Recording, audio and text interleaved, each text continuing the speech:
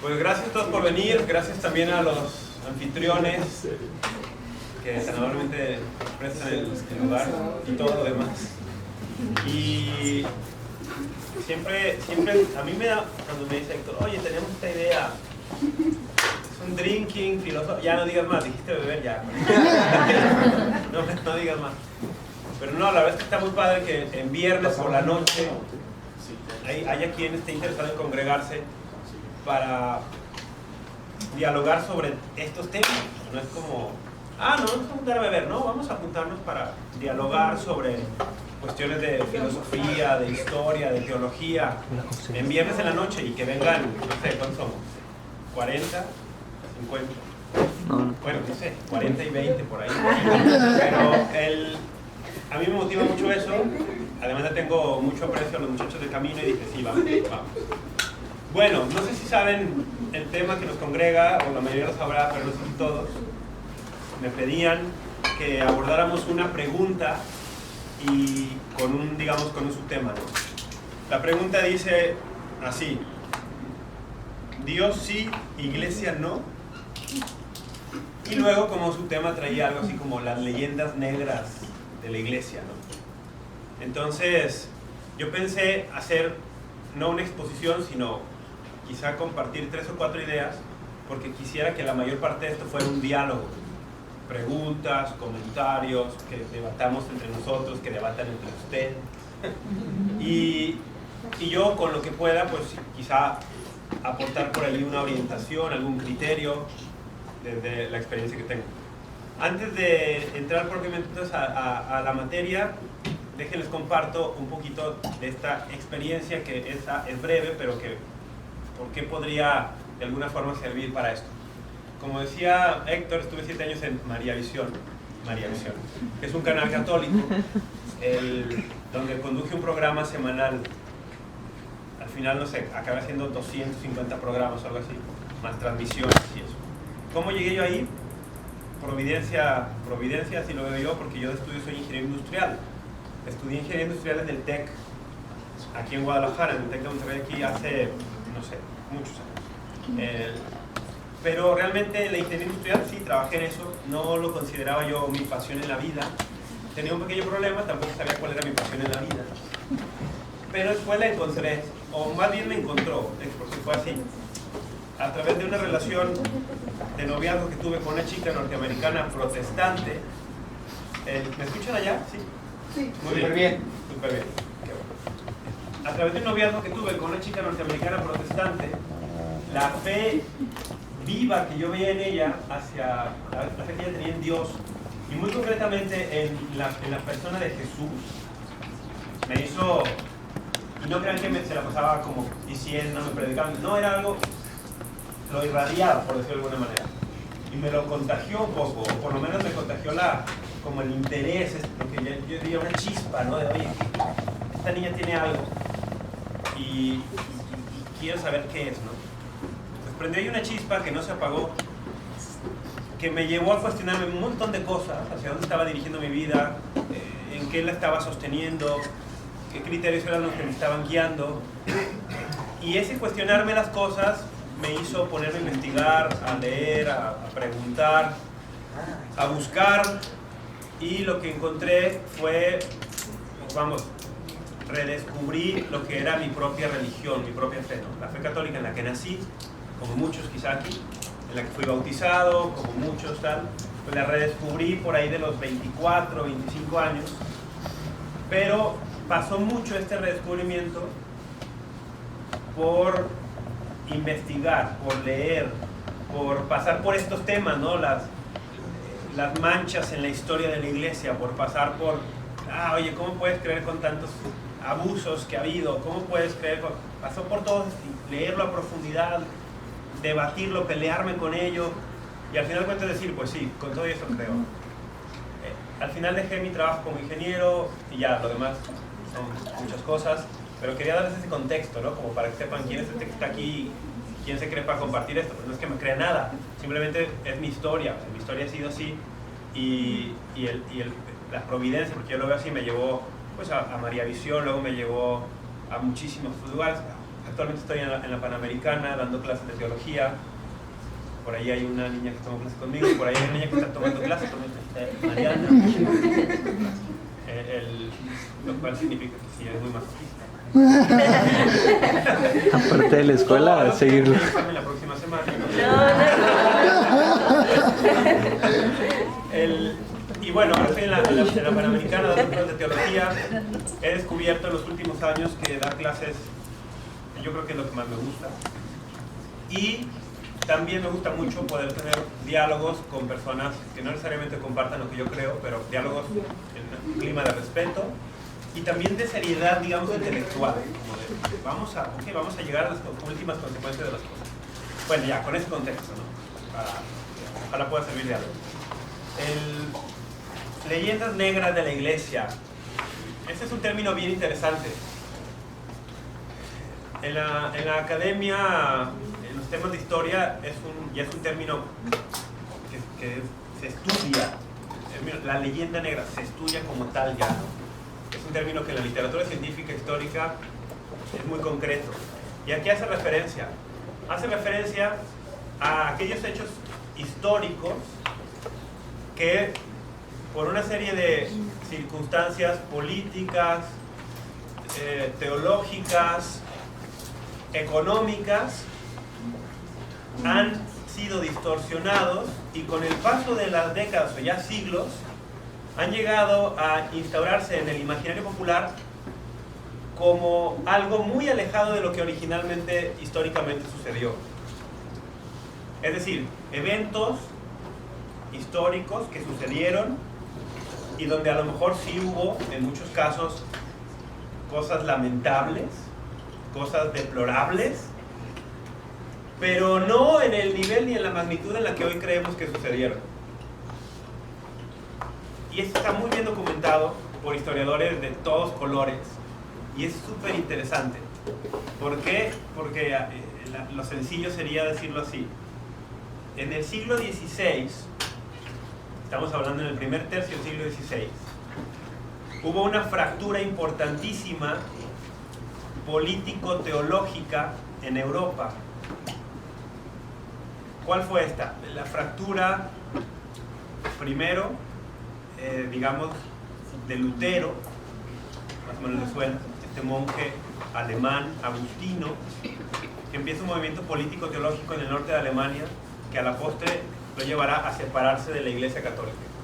Pero no podría haber llegado a donde llegó este movimiento sin otra fractura importantísima que a veces se pasa por alto cuando se habla de historia, en el mismo siglo XVI, casi contemporánea a la de Lutero, que es la fractura que hubo en Inglaterra, donde en el reinado de Enrique VIII, Inglaterra se separa también del catolicismo.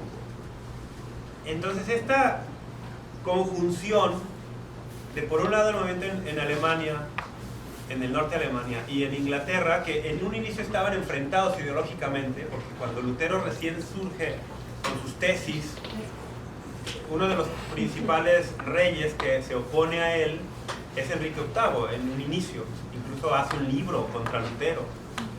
Cuando Lutero pretende negar teológicamente la validez de 5 de los 7 sacramentos, el rey de Inglaterra escribe un libro defendiendo los 7 sacramentos y le gana el título de defensor de la fe de parte del Papa. Y unos años después se separó también él de la comunión de la iglesia, ¿no? Estas dos cosas son claves para entender esto de la leyenda negra. ¿Por qué? Porque cuando Enrique VIII se separa, en un inicio él no da entrada a las ideas protestantes en Inglaterra, pero cuando él muere, sus hijos irán paulatinamente dando entrada al protestantismo.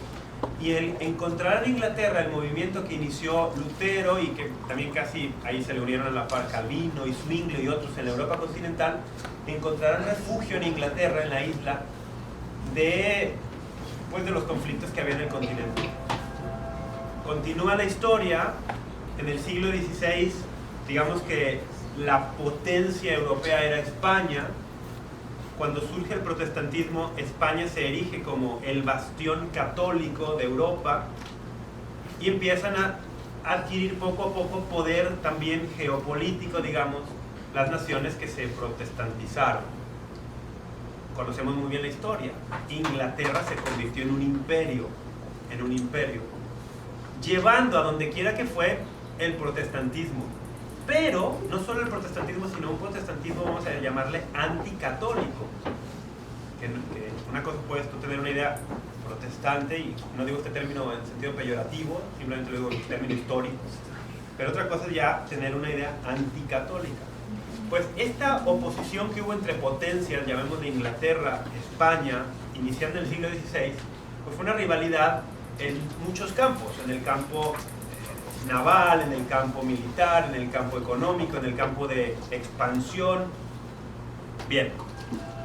Y cuando hay guerra, por ahí dicen, ¿no? En la guerra y en el amor, todo se vale. Y uno de los instrumentos que ambos lados usaban era el ataque, digamos, mediante la calumnia al otro bando. Los dos bandos lo usaban.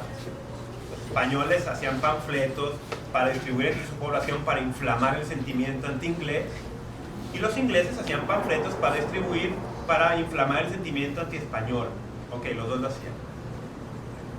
Con el tiempo, quien va prevaleciendo más en esta lucha, digamos, de expansión y de poder y tal, es Inglaterra, y va llevando a todos aquellos lugares en los que va teniendo influencia estos panfletos, estas ideas, y va forjándose lo que hoy llamamos en la historia con el término de leyenda negra, que toma ciertos elementos de lo que los españoles hacían, por ejemplo, porque la leyenda negra abarca muchos ámbitos del catolicismo, pero vamos, no sé, el 90% es antihispánica, anti lo que hizo España.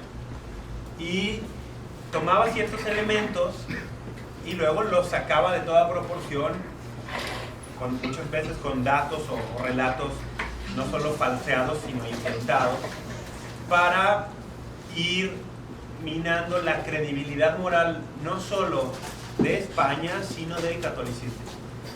A la postre, con la influencia no solo inglesa, sino norteamericana, de una tradición fuertemente inglesa, estas ideas se difunden ya con el imperialismo cultural norteamericano por todas partes, incluidos los países católicos. Y hoy muchos, incluso personas católicas que se consideran fieles, devotas, en su imaginario albergan ideas que ellos consideran históricas, que son realmente parte de la leyenda negra. Más o menos esto es lo que sería, a grosso modo, ¿no? Espero no haber mutilado muchísimo la cuestión histórica, pero más o menos era la leyenda negra. ¿Y qué relación tiene con la pregunta de Dios y Iglesia? No. Bueno, es que no pocas personas, y yo diría con una buena dosis de razón, dicen, es que yo, pues sí, en Dios creo. Creo que hay un Dios, creo que hay un ser superior, creo que hay un ser, sí, claro. Pero me cuesta muchísimo aceptar que esta institución sea, no sé, como diría alguien coloquialmente, la representante de Dios, con todas las manchas históricas que tiene.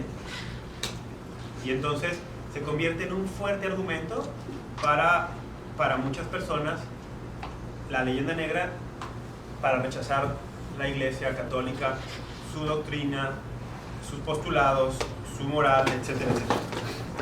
Entonces, bueno, por ahí esta cuestión, ¿no? ¿Qué podría decir yo? Me gustaría ya, para no proponer algún caso concreto, que alguno pudiera decir, oye, a ver, en concreto yo pienso el tema, no sé, las cruzadas, la Inquisición, y podemos ir sacando ideas, ¿no? Pero antes de entrar a los específicos, una idea sobre esto de por qué a mí, porque yo soy católico, creo que quedó claro al inicio, quedó claro, si no quedó claro lo reafirmo, que soy católico. Me considero creyente y me considero además fiel a las enseñanzas de la Iglesia, a todas, hasta las que parecen más incómodas, y yo las acepto todas, pero no solo las acepto, sino que me parece que son muy razonables, y me parecen, es que si no me parecieran razonables no las creería, porque entonces yo tendría que decir que soy un irracional. Y me parece que hay algo que podemos decir ahí en esto de creer en Dios pero no en la Iglesia. ¿Por dónde va mi idea? Bien. si yo hago un recorrido desde la razón para tratar de investigar el tema de Dios, yo puedo llegar a concluir que es razonable creer en un ser al que le llamamos Dios, independiente, en este punto de mi caminar, de cualquier religión. Con la pura razón yo podría llegar a decir, hay un Dios. Porque esto es patrimonio humano. Muchísimos humanos de muchos tiempos, ajenos a lo que hoy conocemos como las religiones organizadas mundiales, recorrieron este camino de la razón y llegaron a esa conclusión. Muchísimos. Los griegos, yo pienso, los famosos Sócrates, Aristóteles, Platón, son maestros en este campo, ¿no? Son los grandes exponentes de la razón de la Grecia clásica, y ninguno era ateo. Y no solo eso, sino que Aristóteles planteó por ahí unos caminos desde la filosofía para decir, existe este Dios, ¿no? Ok, va. Si yo desde la razón digo, es razonable decir que Dios existe, la misma razón me puede ir diciendo cosas acerca de este ser, cómo tendría que ser por las deducciones que yo hago. Y una de ellas me llevaría o este camino me podría llevar a decir, oye, si este ser es así, así, así, y realmente existe, y Él ha hecho el universo y nos ha hecho a nosotros, con capacidad de razonar, y podemos descubrir en el universo una inteligibilidad, o sea, el universo tiene sentido, puedo descubrir en él leyes que lo rigen, que me hacen muy difícil pensar que esto sea fruto del azar, y yo parece ser, soy la única criatura, por lo menos de lo que veo, que es capaz de descubrir esto. Me parece como que me estuviera dando un mensaje ya con el solo universo, se quiere comunicar conmigo. Por lo tanto, no me será tan difícil, de hecho me resultará razonable y hasta esperado,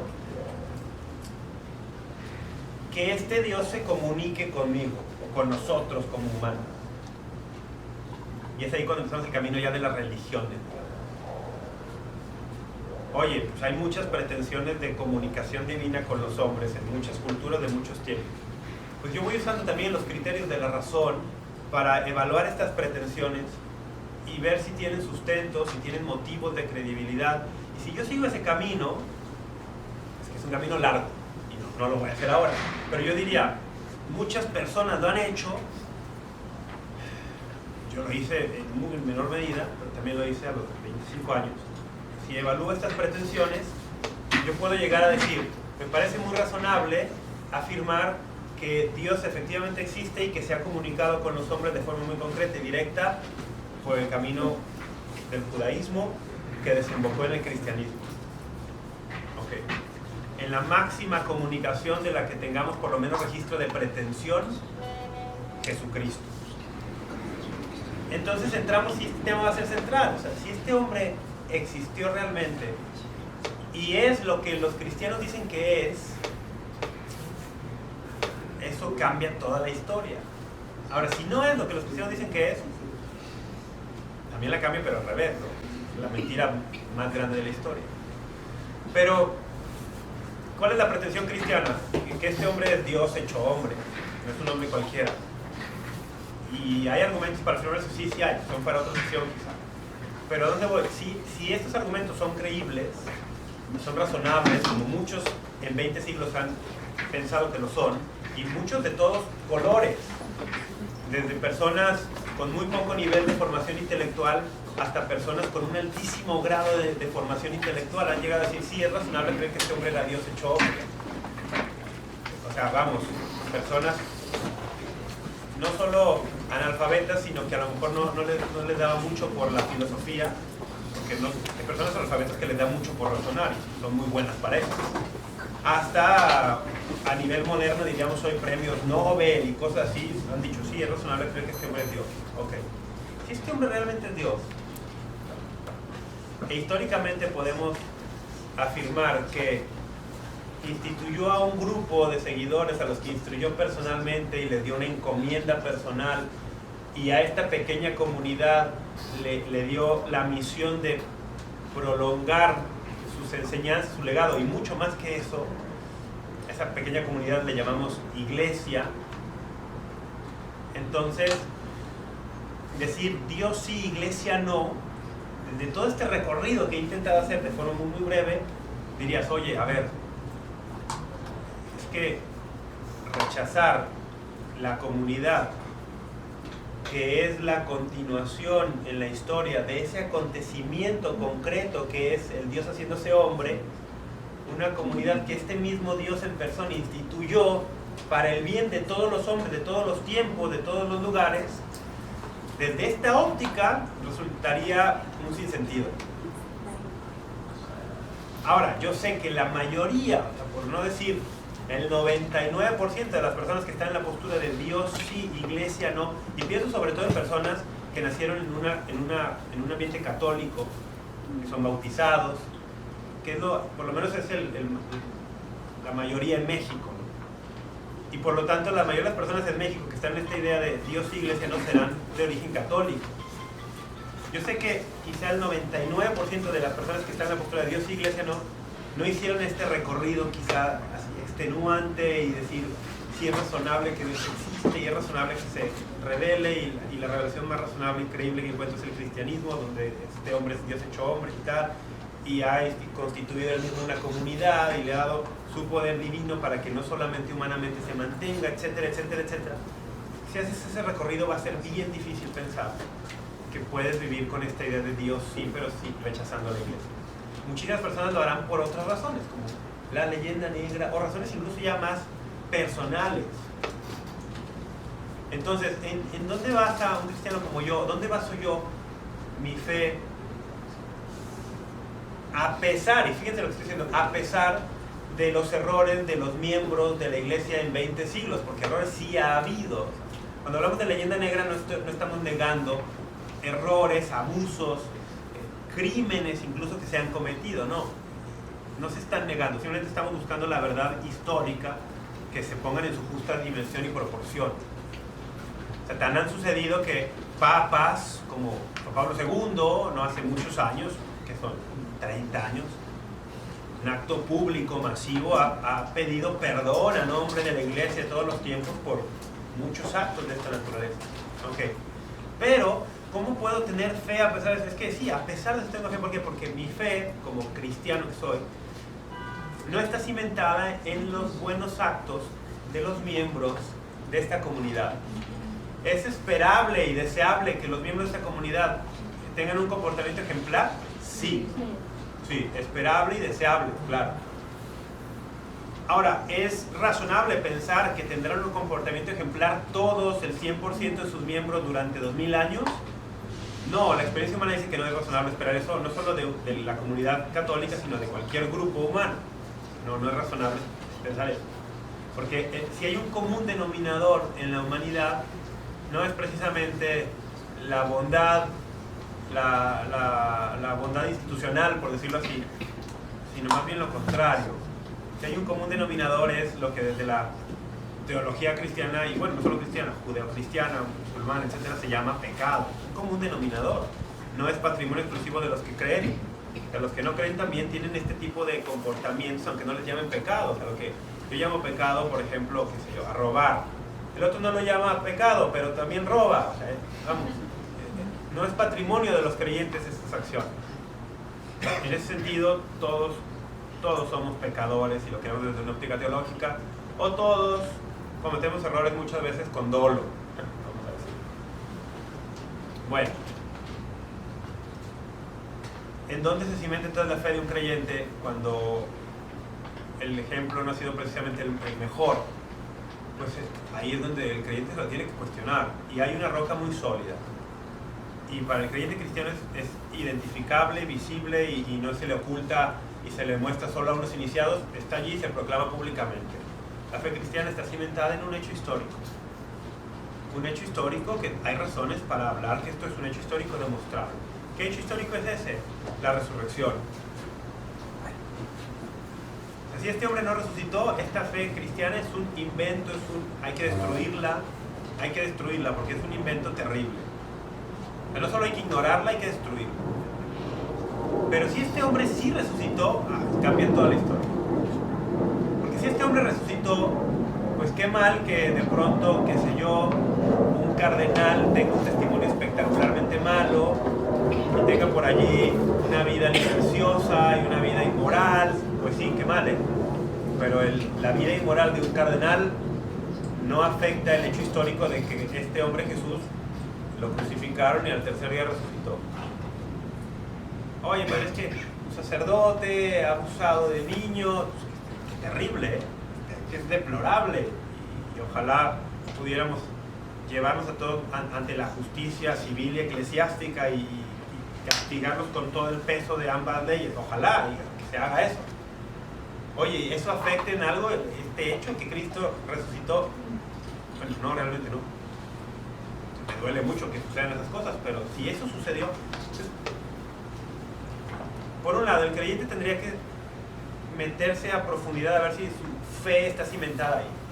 Si no está cimentada ahí, su fe va a tambalear eventualmente por una u otra cuestión, ya sea por un escándalo, ya sea por una leyenda negra, ya sea por un antitestimonio que le dio su vecina que era muy creyente, o por una situación personal de una crisis económica, una crisis de salud. O sea, si tu fe no está cimentada ahí como creyente, ya te va a tambalear. Ahora, si no eres creyente, yo diría, también tienes que echarte un clavado y investigar desde la historia, desde la razón, desde la filosofía, desde muchos ángulos, este hecho que parece ser la pretensión central del cristianismo. Este hombre murió y resucitó, y eso valida sus pretensiones de divinidad. O sea, vale la pena. Pascal, el matemático, filósofo, famosísimo francés, Pascal, cuando alcanzó la cima de la física y de la matemática a sus veintitantos, dijo, ¿qué más hay? ¿Qué más hay? ¿Dónde invierto esta cabezota que tengo? Y le dice, pues en la filosofía, Pascal, y en la teología, y se metió ahí. Y Pascal dice en un momento, dice, es que la cuestión de quién es Jesucristo no puede dejar indiferente a nadie, porque hace una pretensión el cristianismo que nunca nadie ha hecho, y sea verdad o no sea verdad, es digna de ser investigada. ¿Cuál es la pretensión? Que este hombre es Dios, que validó su divinidad resucitando después de haber sido crucificado. Esa es una cuestión que no puede dejar indiferente a nadie, involucra a todo hombre de toda cultura, de todo lugar. Bueno, al no creyente yo le diría eso, hay que meterse a investigar ese tema. ¿Es creíble o no es creíble? Porque desde ahí entonces tú puedes ya ver con otra óptica. Ojo, si Jesús resucitó, no es que eso justifique, no es que justifique o que queramos hacer a un lado los errores, los desaciertos, las faltas de sus seguidores en la historia. No estamos diciendo eso. Pero sí te puede ayudar a verlo con otra óptica, y además, yo digo que todo este ejercicio, si alguien hace todo este ejercicio, es un ejercicio muy bueno para la razón, porque te ayuda a buscar la verdad, esté donde esté y lleve a donde lleve, te guste o no te guste. Si tú eres riguroso con esto, seas creyente o no seas creyente, si tú eres riguroso con el buscar la verdad, cueste lo que cueste, lleve a donde lleve, vas a terminar como este historiador. Un pequeño libro en PDF que le pasé a Héctor y que les puede hacer llegar a los que le dejen su WhatsApp. Rodney Stark, que escribe un libro justamente para aclarar este tema de las leyendas negras en torno a la Iglesia Católica. Pero Rodney Stark no es católico, es un historiador que no es católico. Y al final del prólogo, y justo ahora antes de la sesión lo releía, dice Rodney Stark, o sea, yo no soy católico, no estoy escribiendo este libro en defensa de la Iglesia Católica, lo escribo en defensa de la historia. Si tú eres riguroso con buscar la verdad en todos los campos en los que te mueves y estás dispuesto a seguirla hasta sus últimas consecuencias, no solo podrías investigar el tema este de la resurrección y tal, sino estos otros temas que llamamos leyendas negras y que ponen una mancha muy terrible, que pueden ser un gran obstáculo para alguien, los puedes ver desde una óptica más razonable, más objetiva, sin negar todo lo de malo que tienen, pero tampoco sacándolo de proporción. Y entonces puedes quitarte un obstáculo para ti, para creer, o ayudarle a alguien más que tenga un obstáculo ahí delante para, oye, a ver, si tienes un obstáculo, por lo menos te ayuda a que sea más salvable, y ya después tú decides. Que al final de cuentas la fe tiene que ser un acto humano, y hacer un acto humano es un acto libre. Pero es difícil hablar de una libertad plena cuando tienes un gran prejuicio que tu sociedad o tu familia, o tu profesor en la universidad, o el History Channel, o el Internet, o alguien te sembró en la cabeza. No, esa es mi introducción. Ya se acabó el tiempo. No. Pues ahora sí yo quisiera que entráramos como a... Quisiera alguien tocar algún caso concreto de manchas en la historia de la iglesia, de estas cuestiones. Tratamos de dar alguna idea. Yo no soy un historiador, la historia es un hobby para mí. Más bien yo me metí mucho más a la cuestión de la teología bíblica. Pero bueno, algo de esta historia, sobre todo la historia de la iglesia, he estudiado. Si alguien quisiera tocar un caso concreto y vamos dialogando, vamos preguntando, o de alguna otra cosa, o alguien dice ahorita, oye, no, pues a mí lo que me interesa es lo de la resurrección, dime más de eso. Bueno, también, de lo que quieran. Entonces vamos a ver si hay diálogo. Vamos a ver si hay tiro en la casa de gozo.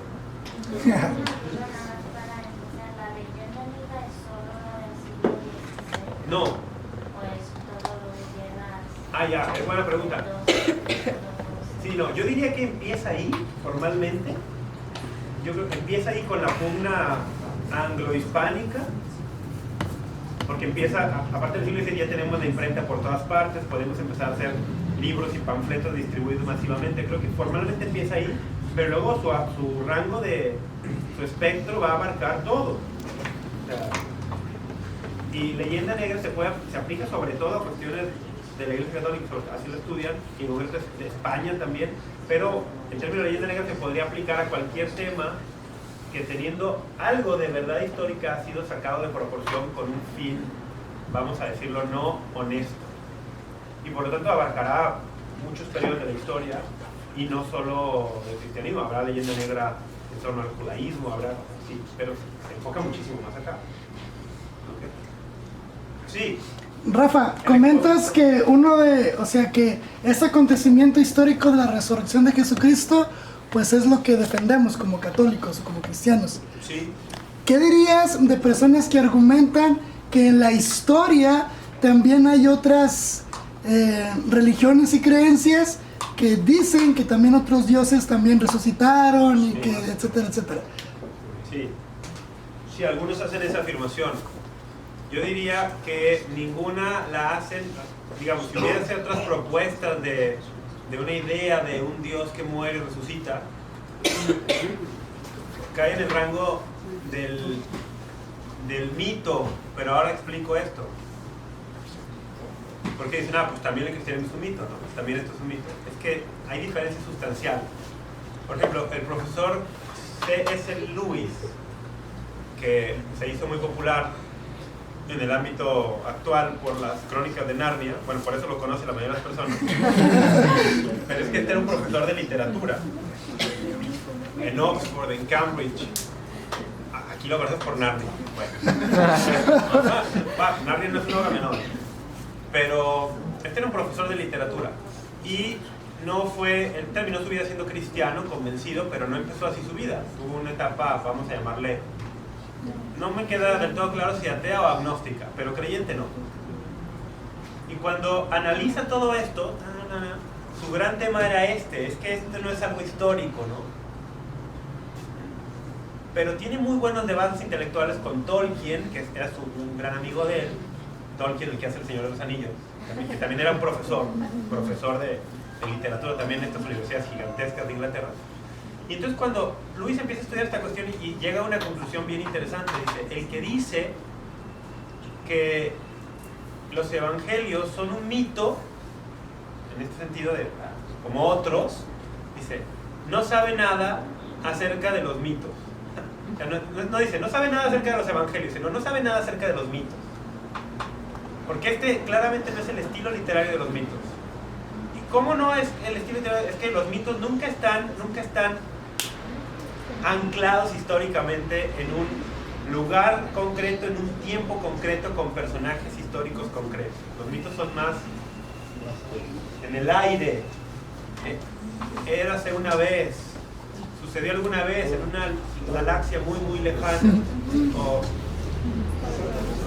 ha comprobado esto de la resurrección. Pues hace poquito hubo un escritor que escribió un libro, El caso de Cristo, que él era agnóstico, y empezó a investigar y indagar y todo, y le empezaron a dar pruebas de que en realidad Jesucristo sí resucitó. Es muy creíble, o sea, hay muchos motivos de credibilidad. ¿Sí? No, y aparte, o sea, hasta en el mismo libro dice de que, ok, ¿por qué debo creer si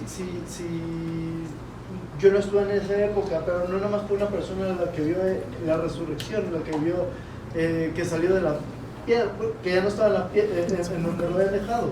O sea, fueron varias personas las que estuvieron presentes, y entonces hay más credibilidad desde un punto de vista, ¿no? Sí, sí, hay muchos motivos de credibilidad. Este autor que tú te refieres se llama Lee Strobel. Sí. Lee Strobel y su libro El caso de Cristo. Es un buen libro porque documenta desde muchos ángulos estos motivos de credibilidad. Cuando hablamos que es razonable y creíble esto, es imposible pensar que tengamos una prueba, digamos, irrefutable a la manera de las ciencias físicas o químicas, algo que podamos reproducir en un experimento de laboratorio. No podemos hablar que sea demostrable en ese sentido. Pero demostrable y razonable, por ejemplo, desde el punto de vista histórico, con todo el método de la historia. Y solo para terminar esta idea de la diferencia, o sea, el mito nunca tiene un anclaje histórico así de específico en un lugar, en un tiempo, con otros personajes. Y además de todo, este evento, vamos a llamar el evento Jesús, no sucede, en palabras de Pablo, en un discurso que tiene ahí frente al procurador romano, Festo y el rey Agripa, dice, esto no sucedió en un rincón. O sea, no dices, pues en un pueblecito desconocido, metido allá en las montañas ocultas de no sé qué país, algún día un hombre apareció diciendo que era Dios y luego lo crucificó. No, dice, a ver, esto pasó en Jerusalén. ¿Y cuándo pasó? Cuando Tiberio era César en Roma, cuando Poncio Pilato era su procurador en Judea, cuando fulano era el sumo sacerdote de los judíos. Puedes clavarlo no en una época así, no, en un año concretísimo. ¿Y en dónde pasó? En Jerusalén, que en ese tiempo es, no sé, la tercera o cuarta ciudad en importancia del Imperio Romano. O sea, no es un pueblecito allí y no es un lugar de 10.000 habitantes. Y entonces es una diferencia radical con los mitos.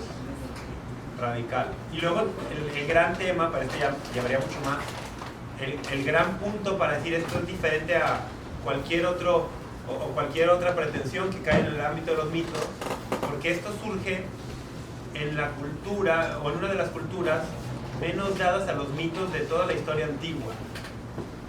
Surge en el judaísmo. O sea, te surge esta idea de que este hombre es Dios, aparece en el pueblo, o en el único pueblo, debo decirlo, y yo ya, pobre Mariana está cansada de escuchar esto. Es que doctorizamos en esas cosas.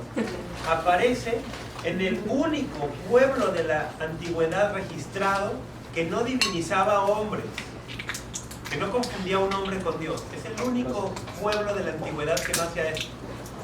Todos los pueblos de la antigüedad tenemos registros que eventualmente divinizaron o a sus gobernantes, o a sus héroes de batalla, o al poderoso. Los egipcios hicieron con el faraón, los romanos con el César, los griegos con tal. Todos divinizaban hombres. Los aztecas, los mayas, los de Rapa Nui lo hacían. Rapa Nui, la islita de Pascua también, el hombre pájaro, todos lo hacían.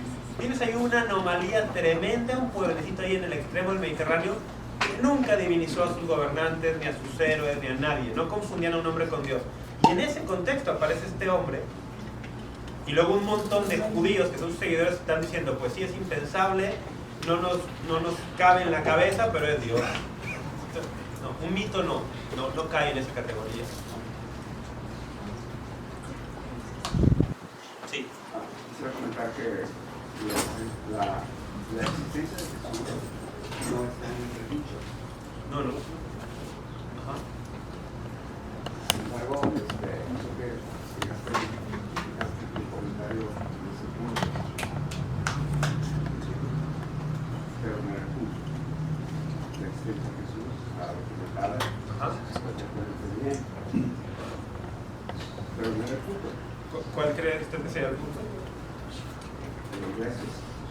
La iglesia.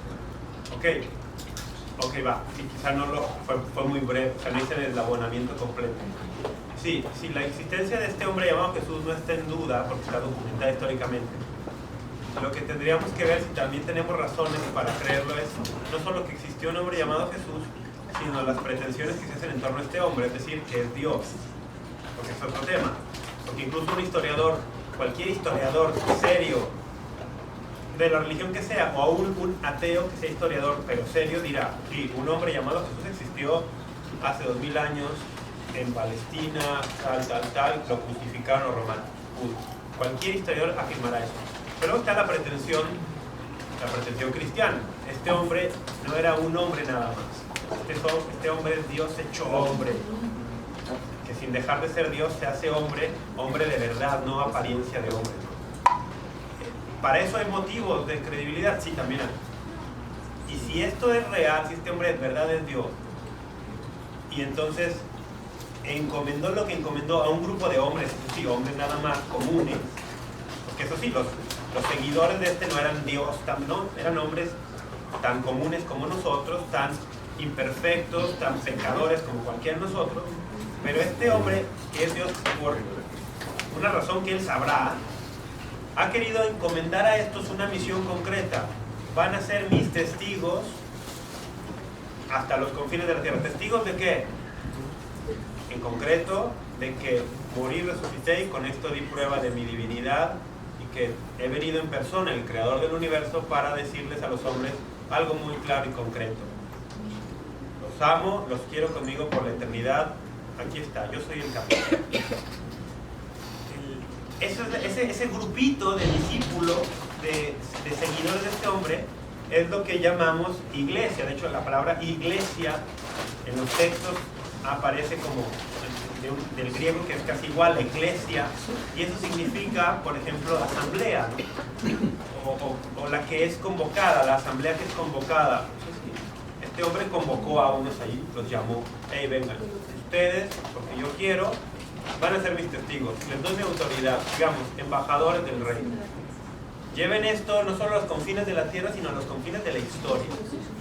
Allí justificamos histórica y también teológicamente no solo la existencia de este grupo llamado iglesia, sino también la autoridad que los cristianos decimos tiene para muchas cosas, para enseñar en nombre de Jesús, para ser el canal mediante el cual a todos los hombres llegue el poder de Jesús, las bendiciones de Jesús. La justificación histórico-teológica está en la elección que este hombre, que es Dios, hace de unos hombres comunes y corrientes para que transmitan esto a todo lugar y a todo tiempo. Va por ahí. ¿De carácter? ¿Vino? Gracias. ¿Me animaré más? Vamos a ver. No, sí, siga. De carácter divino, estamos tratando de divulgar Jesús, está basado en la resurrección. La divinidad de Jesús. Ajá. No solamente, pero sí será el gran argumento. Me pareció.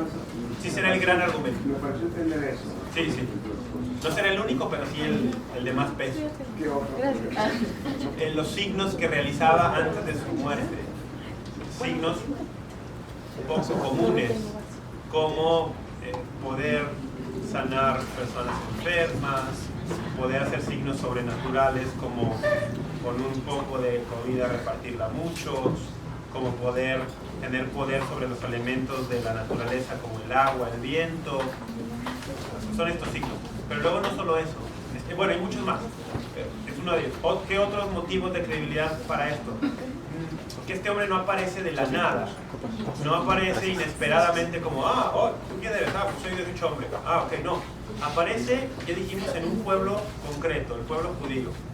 Y este pueblo tiene una tradición que antecede por lo menos 2000 años a la aparición de este hombre, donde ellos van teniendo y registrando, además, que esto es muy valioso, van registrando en su tradición oral y de posterior en su tradición escrita, una relación muy peculiar que ellos afirman tener con el poder que ha creado el universo. Y entonces, en esta tradición que ellos tienen, y que van registrando en su oral y por escrito, van apareciendo lo que hoy llamaríamos en términos comunes, actuales, profecías, anuncios de cosas que vendrán y que sucederán. Y de pronto este hombre aparece y reivindica esas profecías y sus anuncios, y muchos que pertenecen a este pueblo, que conocían bien esta tradición de 2000 años, dicen sí, este es el que se nos había venido anunciando. Entonces tienes por un lado las profecías, por otro lado los signos, por otro lado sus enseñanzas. La calidad de sus enseñanzas supera las enseñanzas de un sabio promedio, que los sabios no son promedio, pero de los sabios promedio. Y entonces vas armando todo el caso, digamos, es un caso, y vas armándolo. Por aquí tienes esto, por acá esto, por acá esto, por acá la resurrección. Si los tomas cada uno aisladamente podrían no parecer tan fuertes, pero cuando tomas todos en conjunto tienes un caso bastante convincente. No irrefutable, no, al final para creer no basta solo eso, sino al final hay que decir, ok, va, sí, la voluntad tiene que decir sí. Pero un caso, en mi opinión, bastante convincente. ¿Cómo es que los judíos de alguna manera reconocieron la divinidad de Jesús? Algunos. O sea, ellos siguen esperando el Mesías. Sí, pero muchos sí lo reconocieron. Miles. Miles. Es que si miles no lo hubieran reconocido como tal, y lo hubieran reconocido y adorado como a Dios, no existiría el cristianismo. Es que esa idea de los judíos no lo reconocieron, históricamente no es del todo acertada. Muchos judíos no lo reconocieron, ciertamente, pero un montón, sí, miles. El registro de, por ejemplo, el discurso de Pedro el día de Pentecostés, que era una fiesta judía, que reunía en Jerusalén aproximadamente a 250,000 personas, y Pedro pronuncia un discurso ahí y dice que al final de este discurso, dice, ese día se les unieron 3,000 personas. Más adelante el mismo texto dice, y tal, se unieron 5,000 personas. Y luego en unas cuantas páginas te van narrando lo que hacían Pedro, lo que hacían Pablo, por aquí, por allá, y tú vas viendo miles, cuando hablamos de decenas de miles de judíos en unos cuantos años, lo aceptaron como al esperado, y como no solo al esperado, sino porque superó las expectativas, sino como este Dios que les había venido en continuidad de su religión a visitarles. Entonces, sí, no es aceptado decir que los judíos no, muchos judíos no, pero muchos sí, al extremo o al punto que con el devenir histórico el cristianismo superó con creces en números al judaísmo. Pero el origen cristiano es todo judío. Los primeros cristianos fueron todos judíos. Los primeros miles de cristianos fueron todos judíos. Rafa. Pero aquí la señora va a decir algo y luego... Primero la señora. Al final tú. Okay. Como siempre. Los últimos serán los primeros. ¿Sí entiendes? Todos somos iglesia. Todos y cada uno somos iglesia. Todos. Cada uno de nosotros. Desde la teología diríamos que iglesia serían los bautizados. Ajá, los bautizados se consideran miembros formales de la iglesia. Yo no estoy hablando de miembro de una institución, estoy hablando como ser humano, independiente, templo, iglesia, o sea, me considero. Ya entiendo a qué se refiere. Pensé que estaba diciendo otra cosa. Ajá, sí. O sea, desde mi punto de vista es así. Todos y cada uno somos iglesia. No hay, por ejemplo, no hay duda de que hay de un Dios, de Dios supremo, Dios superior o Dios todopoderoso, no hay ninguna duda. Como tal, Jesucristo es Dios. Se ha dicho, el Padre, el Hijo y el Espíritu Santo son una misma persona. Un solo ser. Un solo ser, perdón. Sí. Entonces, para mí es así como, hay un punto, no sé cómo explicarlo, pero si somos iglesia, cada uno, o sea... No me queda todo claro porque cada uno somos iglesia. Sí, como ser independiente, como seres independientes. O sea, yo, mi cuerpo es iglesia, mi cuerpo es templo, para mí.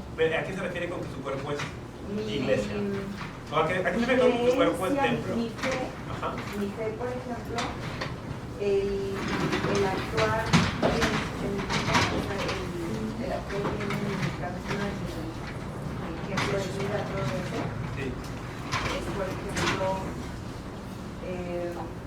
basándome en las enseñanzas de Dios, de Jesús, que es amor, que se dirige igual en la vida con amor y por eso hizo todo lo que hizo, desde curar enfermos, Sí, todo sí. eso, hasta revivir Lázaro y todo eso. Ok, entonces si yo, por ejemplo, en mi caminar, en mi vida, doy testimonio de eso, Ajá. aunque no sea, por ejemplo, miembro activo de una De una institución. Ajá, ajá. Está ahí como que ese punto. No necesito, por eso la separación, lo que tú decías. Ah, ya entiendo, ya, creo que ya por fin entiendo. O sea, dice algo así como, si yo en mi vida me rijo por ciertos principios de rectitud, no sé, a ver si interpreto bien, ¿qué necesidad No es necesidad. de pertenecer a la institución? No, o sea, tampoco es así como de que qué necesidad, no, pero a veces...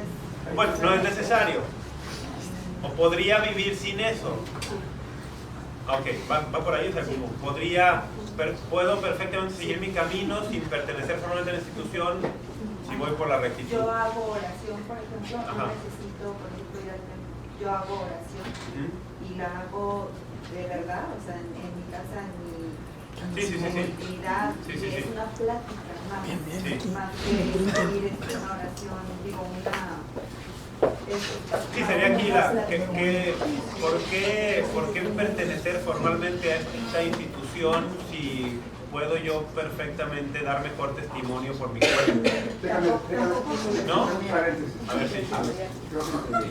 A ver, sí. ¿Para qué tener intermediarios con Dios? Sí. Algo así. Una comunicación directa con Él. Sí. Creo que eso era. Ok. Ok, no, sí, más o menos. Al final de cuentas, aquí creo que no es un tema de, y esto es bien interesante, creo que no es un tema de esto o esto. Más bien creo que es un tema de esto y esto. ¿A qué me refiero? Puede ser, yo puedo, sin intermediario, puedo hacer oración, puedo llevar una vida recta, puedo dar buen testimonio. Es que eso se espera de todo miembro de la institución, de todo miembro de la iglesia, ¿no? Es esperado. Que muchos no lo hagamos o nos quedemos cortos, que mal. Pero hacer oración personal, individual, en mi casa, hacer obras de caridad, vivir con principios de rectitud, dirigirme hacia mis relaciones, eso se espera de todo cristiano. Que nos quedemos cortos algunos, bueno. Pero no es como, esto o aquello, no, es esto y además aquello. Además la pertenencia a la institución. ¿Por qué además eso? Porque si yo creo y acepto que hay motivos para creer que este hombre es Dios y que ha instituido esta institución justo como el medio a través del cual yo, un montón de cosas le puedes poner, recibo el perdón de los pecados, recibo el don del Espíritu Santo, recibo la participación en la naturaleza divina, recibo la encomienda de llevar este mensaje a otras personas, crezco en caridad, o sea, un montón de cosas. Es que estos intermediarios, que podrían parecer sobrantes, resulta que han sido diseñados o puestos ahí explícitamente por el Dios hecho hombre, diciéndote, es que este es el medio. Ahora, ¿por qué tiene mucho sentido que sea así? Porque justo una de las cosas de la que nos salva es del egoísmo, del individualismo, en el que podríamos caer perfectamente cada uno por nuestra cuenta, que a la postre llevaría invariablemente al subjetivismo, al relativismo. Si yo no me atengo a este grupo instituido por Dios, guiado por Dios, acabaré yo dándome mis propias normas, mis propios criterios, o los criterios que creo son de Jesús como yo los interpreto. porque ¿qué garantía tengo de que los estoy interpretando como son? Sobre todo cuando son cosas tan difíciles a veces. Entonces, la misma pertenencia a una comunidad te ayuda, no te lo garantiza, pero te ayuda a no caer justo en el subjetivismo, en el individualismo, en la autorreferencialidad, en el decir yo no necesito nada más, que son siempre riesgos para todo ser humano en cualquier empresa en la que esté caminando por la vida, no solo en la religiosa. Y el gusto de instituir una comunidad con autoridad está ahí justo para ayudarnos en esos temas que son muy humanos. Por ahí va la cuestión. Yo tengo una duda. Sí, antes salía allá, pero es que luego se siente, ¿no? Ahora sí vas. A la última, Rafita. No, ya. Vamos, sacamos los violines. No, dale. Pregunta muy concreta. Si estamos hablando de leyendas negras de la iglesia, a mí me gustaría saber sobre la vida de Galileo Galilei. Por ahí, o sea, me fui a lo mejor un poquito lejos, ¿no? Pero, Cristina, pero, pues dicen que lo mataron y dicen que es gay, que es Sí. Y esa es una leyenda negra. Es una leyenda negra. Y además que dicen que pues Galileo odiaba a la iglesia y que Claro. repudiaba y Sí. Y estaría muy chido que nos dijeras pues, Algo. qué es la historia.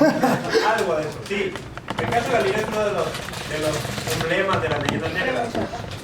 Ahora, esto es muy extenso, pero pues, les puedo recomendar luego libros específicos de esto con Héctor y ya les hace llegar.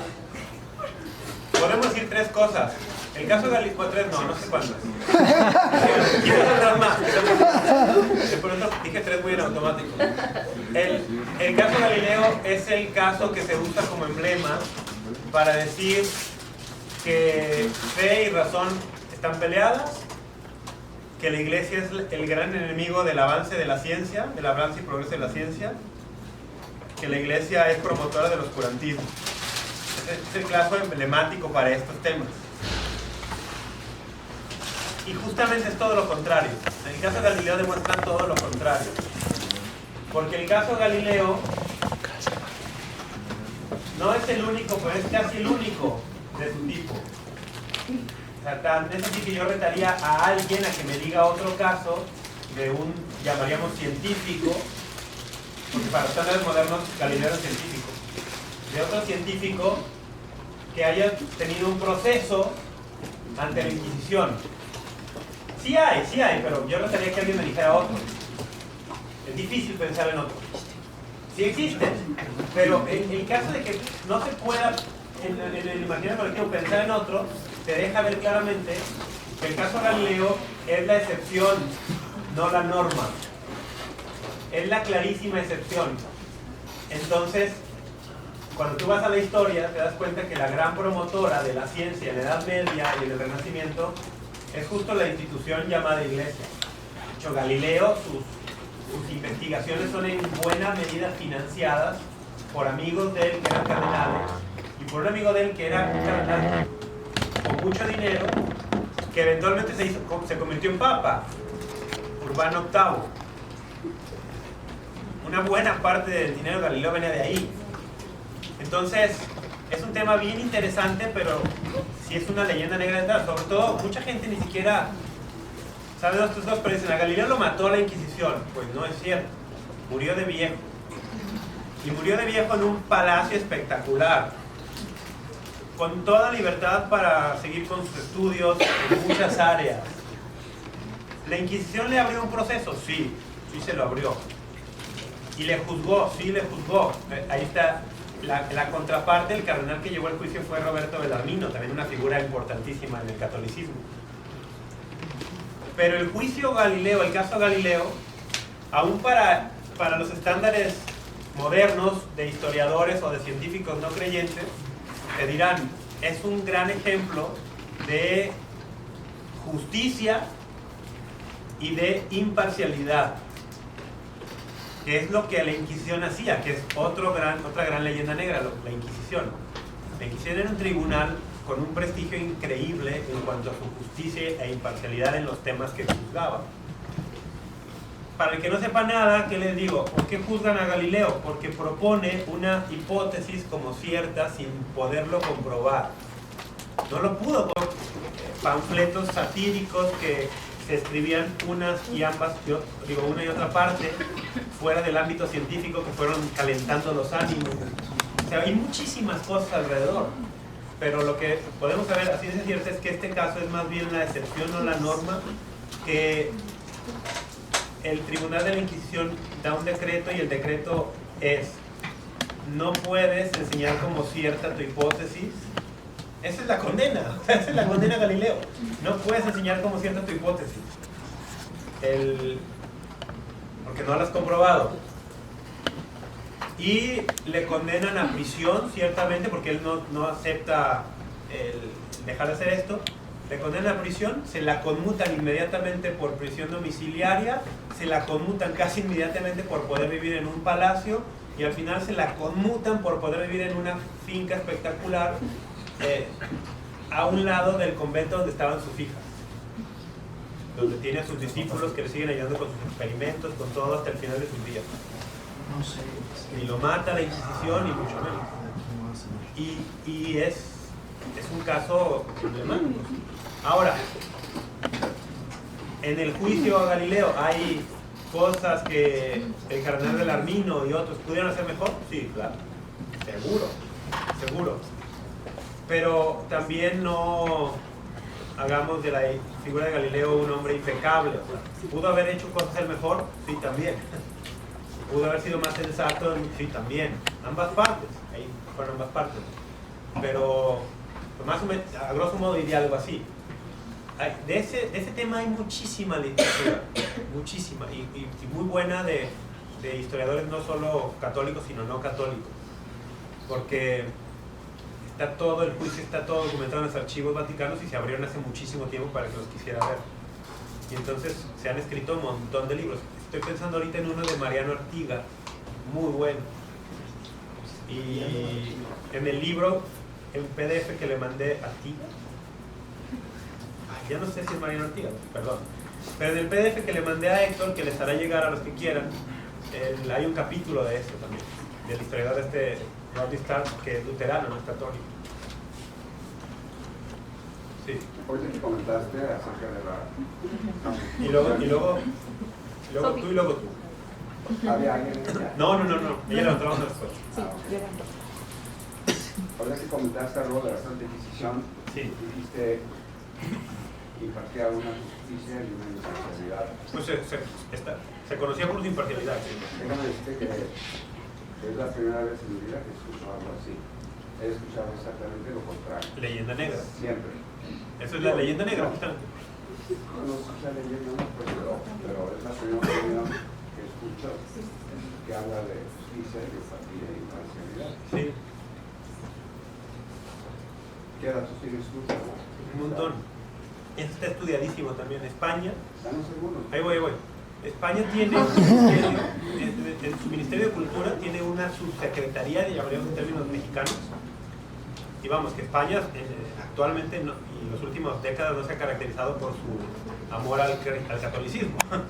Pero tiene ahí en su Ministerio de Cultura una secretaría especializada en el tema de la leyenda negra antihispánica, que tiene un gran departamento sobre la Inquisición nada más. Porque a los españoles les interesa que se limpie el mal nombre que les han hecho, independientemente si es católico o no. De entrada, ¿la Inquisición qué es? La Inquisición viene de inquirir. ¿Eso qué es? Investigar. ¿Qué es la Inquisición? Un tribunal.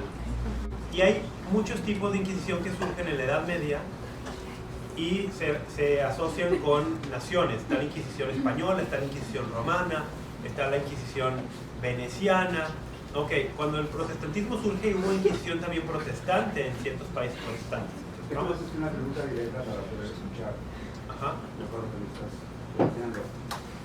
¿Tú piensas que esa institución, Ese tribunal, sí. tribunal, fue benéfico? Sí, muchísimo. Ahora, estás. Muy benéfico. Estaba tratando de construir el argumento. Es un tribunal constituido para investigar casos muy concretos. Y ahí tenemos documentación extensa de personas que, sin ser su caso, diríamos en términos legales actuales, atraído por la Inquisición, así como la Suprema Corte atrae casos, que si en su caso ser atraído por la Inquisición, ellos se ponían voluntariamente en manos de la Inquisición justamente porque era un juicio imparcial, riguroso, que les daba muchas más oportunidades de salir, que su causa se defendiera, que en los tribunales civiles que estaban constituidos en la época, que estaban en su mayoría controlados por los señores feudales, por los reyes y movidos por intereses económicos. Entonces, sí hizo muchísimo bien. Los tribunales de la Inquisición, ahora, esto no significa que no cometieron injusticias, errores y que hay manchas ahí, sí, claro, desde el inicio lo dije, pero fue muy benéfico, sí, vino a instaurar criterios objetivos en juicios que antes no tenían esa oportunidad. Entonces, sí, muchísima gente se benefició de estos tribunales. Entonces, por eso yo decía, es leyenda negra, y justo cuando explica lo que la leyenda negra es que nos han sacado de proporción total las cosas que se hicieron en el pasado, y este es uno de los casos emblemáticos. Pero sí, la Inquisición fue muy benéfica, porque justamente permitía una investigación muy rigurosa de casos que no eran cosa menor, o sea, podía derivar, porque en aquel tiempo todos los organismos civiles tenían como una de las penas aceptadas la pena de muerte, y alguien te acusaba por algo, o podías ir a la cárcel de por vida o que te mataran, y en un juicio que no había sido para nada imparcial. Mucha gente decía, no, a ver, a mí que me juzgue la Inquisición, prefiero eso. ¿Por qué? Porque era conocida justamente por su imparcialidad, por su rigor en la búsqueda de la justicia. Y otra cosa que es bien interesante decir, la Inquisición, cuando emitía sus juicios, que eran o de absolución o de condena,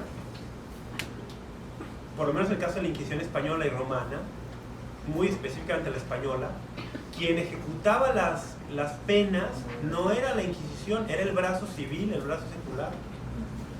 La Inquisición imponía penas de índole espiritual, penitencias, mortificaciones, cosas así. Pero ahora hay que entender el contexto político de ese tiempo. O sea, no existía la noción de separación iglesia-estado como la tenemos hoy. Entonces, en aquel tiempo, la Inquisición dice, sí, es culpable, el juicio determina que es culpable, tal, se le impone tal pena espiritual, pero luego el brazo civil decía, es culpable, pues venga, yo le impongo una pena civil. ¡Pam! Y muchas veces era la muerte, sí, pero esas penas eran del brazo civil, no de la Inquisición. Y esas cosas tampoco las sabemos. Pero sí, eso está ahí. De esto también hay un montón de libros. Montones. Hay uno, por ejemplo, que es en general de la leyenda negra, pero que se concentra casi la mitad en estos, que es de un inglés que se apellida Malsby, M-A-L-T-S-B-Y, y justamente se llama así, la leyenda negra, el sentimiento antihispánico en el siglo XVII. Y entonces ahí va a recoger tal, y luego recoge buenos testimonios de la Inquisición. Del tema de la Inquisición en concreto, en el libro que tendré, hay un capítulo entero también dedicado a eso. Hay un libro que se llama Más luces que sombras. Se me va el autor ahorita. Más luces que sombras, que trata toda la odisea, toda la epopeya, toda la gesta española en América, que también está muy manchada por la leyenda negra, la cuestión de la conquista, la colonia, la evangelización. Pero este libro, Más luces que sombras, se mete mucho a la cuestión histórica, y con datos, con cifras, porque sí, luego nos dicen, y recuerdo haber leído en algún libro protestante hace muchos años, una cifra de risa de la Inquisición en Europa mató, no sé, no recuerdo exactamente, pero me acuerdo que me llamó la atención porque dices, caray, en Europa en ese tiempo ni siquiera había tantos habitantes, o sea, y este hombre decía, sí, mató, voy a decir, no, 15 millones de personas. Toda Europa no tenía ni eso. Es como totalmente sacado de proporción. Pero sí, más o menos por ahí. El libro va encaminado a uno de los sacramentos que es muy polémico también en el protestantismo, que es la confesión. Sí. Que Lutero también criticó mucho. O la idea de que la confesión auricular, ¿no? Que tú tuvieras que confesar verbalmente tus pecados, Sí.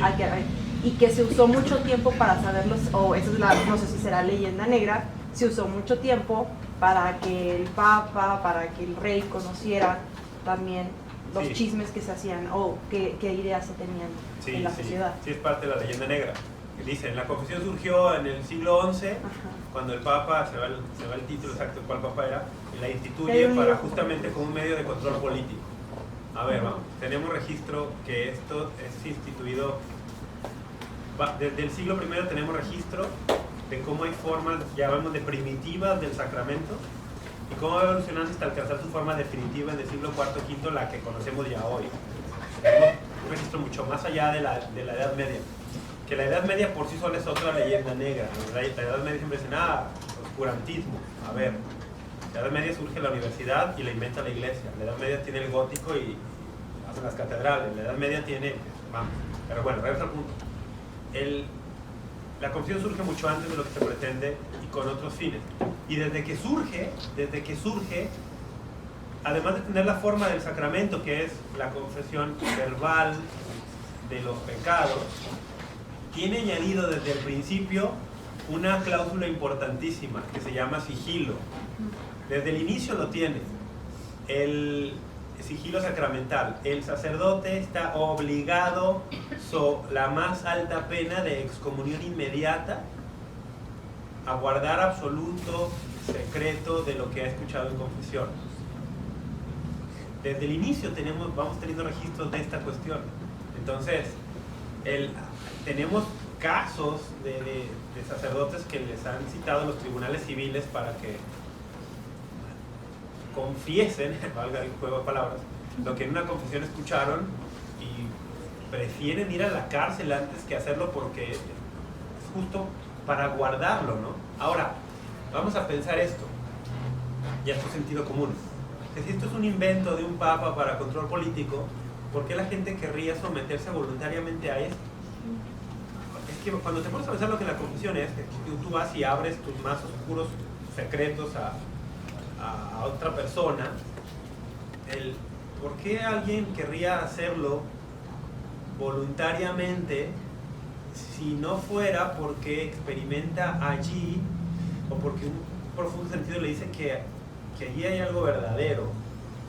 Someterte, esto ya es psicología, ¿no? Pero ¿de dónde se justifica esta práctica? Está justificado desde la tradición judía. Hay formas en las que se perdonan los pecados y luego el cristianismo adquiere esta forma por instrucción del fundador.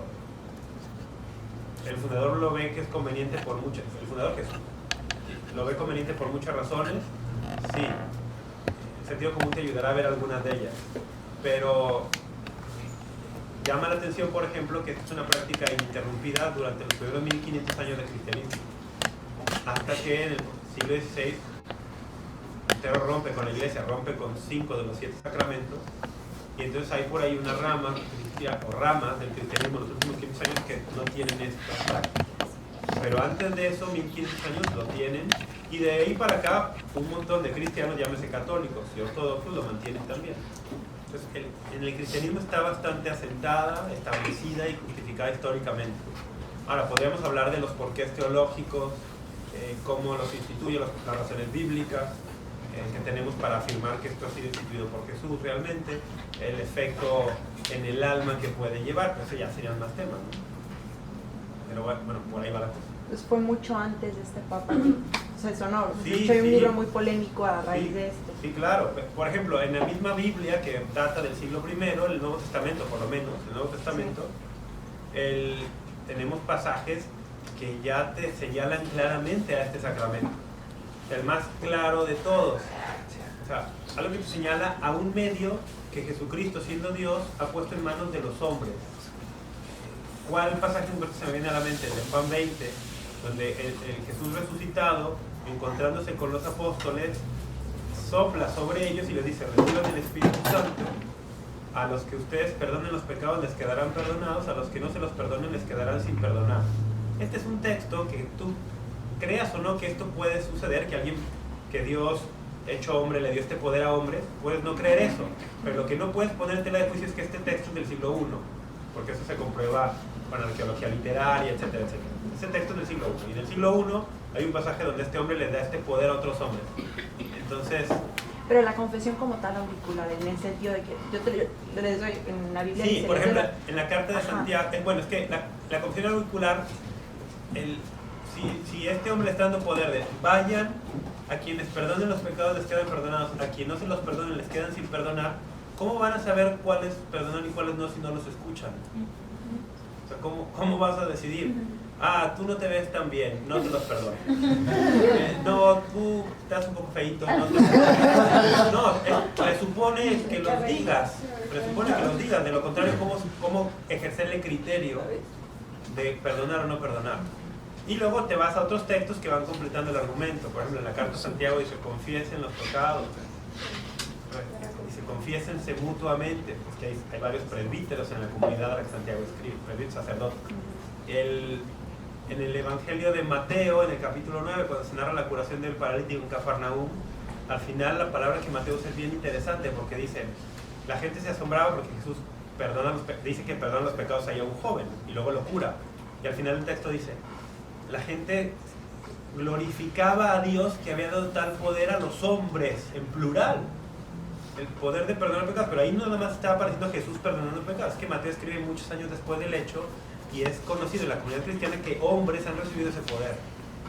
Puedes armar el argumento desde la Biblia desde muchos ángulos. Yo tengo una duda, o sería más bien una crítica hacia la iglesia, en parte al abandono que tienen hacia las personas que están pasando por persecución. Hablo, por ejemplo, a la hora de la cristiada, que la iglesia se apartó totalmente de los creyentes y no tanto a la merced, pero los dejó a ellos solos pelear contra el Estado.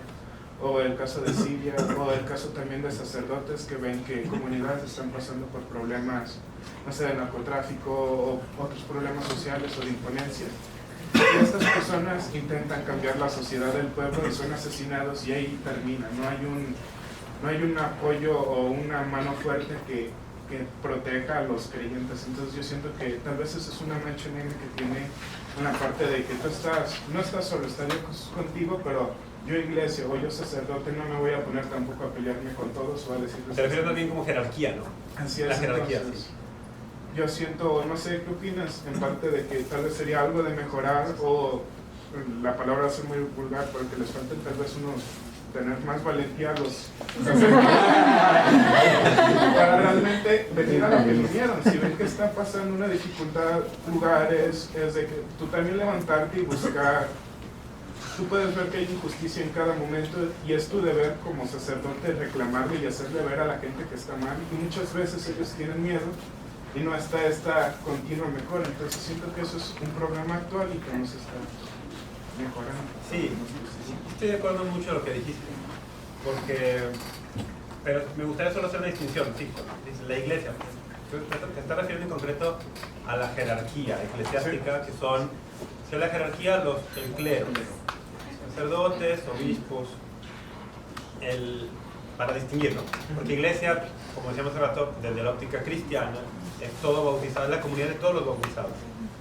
Tiene su jerarquía, pero yo también soy parte de la iglesia. Bueno, en ese sentido, estoy de acuerdo mucho en lo que dijiste. Ha habido momentos en los cuales o ha sucedido o ha dado la impresión de que la jerarquía no se ha involucrado tanto como hubiéramos deseado que se involucrara en ciertos temas. Ahora, aquí también hay un riesgo, que es el riesgo cuando evalúas cualquier cosa histórica, el anacronismo, ¿no? Evaluar con criterios del siglo XXI cosas que sucedieron en otros siglos. Y siempre es un riesgo. Pero eso no quita que sí, puede ser que haya habido momentos en los cuales la jerarquía podría haber hecho más de lo que hizo. Caso concreto, la cristiada, puede ser que sí. Sí, puede ser que sí. Ahora, muchos sacerdotes se involucró en esta, o sea, muchos miembros de la jerarquía. Unos hasta llevado a un extremo que diríamos no era propio para su estado, de abandonar el ministerio y tomar las armas ellos mismos. A ese grado de involucramiento llegaron muchos curas, ¿no? En la cuestión. Hay muchos obispos que sufrieron persecución ellos mismos, sí, también. O sea, el ejemplo más claro y está canonizado, San Rafael Guizar y Valencia, conocido por sus técnicas finísimas, refinadas, de esconderse de la policía con disfraces y con artimañas, por andar confesando, celebrando misas y tal, para estar con el pueblo en estos tiempos. Sí, ahora muchos pudieron haber hecho otra cosa, sí, pero recuerda que en tu caso concreto de la cristiada, hay un momento en que el gobierno decreta la expulsión de una buena cantidad de los miembros del clero. Fue decreto. Y ¿cómo se dice? Se llevó a la práctica con la fuerza del Estado. O sea, a muchos se les llevó arrastrando a los barcos para sacarlos de México. Ahora, dicho eso, ¿puede ser que les haya faltado valentía a algunos? Sí, seguro. Y desde el siglo I podemos ir a ejemplos de miembros de la jerarquía eclesiástica que les ha faltado valor. Sí. Es que vamos, son hombres también. Un ejemplo muy concreto es el primer papa de la historia, Pedro, que manifestó una cobardía vergonzante en momentos claves de su relación con Jesús. Y Jesús lo escogió personalmente. Y después de su resurrección lo reafirmó en el puesto después de que lo había negado. O sea, también ahí hay una enseñanza para nosotros. ¿Cuál es la enseñanza? No idolatres a la jerarquía, porque no son Dios, son humanos y son pecadores y van a cometer errores y les va a faltar en muchos casos valor. Sí, seguro, no los idolatres. Es una buena enseñanza. En el siglo XVI, cuando Enrique VIII se separa de la iglesia y hace el acta de sucesión, y todos los miembros de la corte lo tienen que firmar y todo el clero de Inglaterra lo tiene que firmar, donde básicamente en la práctica están reconociendo que la autoridad en la iglesia la tiene el rey y no el papa. Todos los obispos ingleses firman, excepto uno, Fisher, pero todos los demás firman. También todos los miembros de la corte firmaron, excepto uno, Tomás Moro. Vamos, sí, les ha faltado o les falta hoy a algunos miembros de la jerarquía mostrar más valor con ciertos temas. Sí, estoy de acuerdo. Pero también ha habido muchos que han dado ejemplo espectacular de firmeza y de valor y de acompañamiento al pueblo. Ahora, ¿qué hacemos con eso? Es que recordar justamente que la iglesia no es solo la jerarquía, y que así como los fieles, llamémoslo así, necesitan de la jerarquía también necesita de los fieles. Y muchas veces esta necesidad que la jerarquía tendrá de los fieles vendrá en una corrección fraterna. El principio de corrección fraterna lo estableció Jesús para todos los miembros de su iglesia, no nada más para la jerarquía, no nada más para los laicos.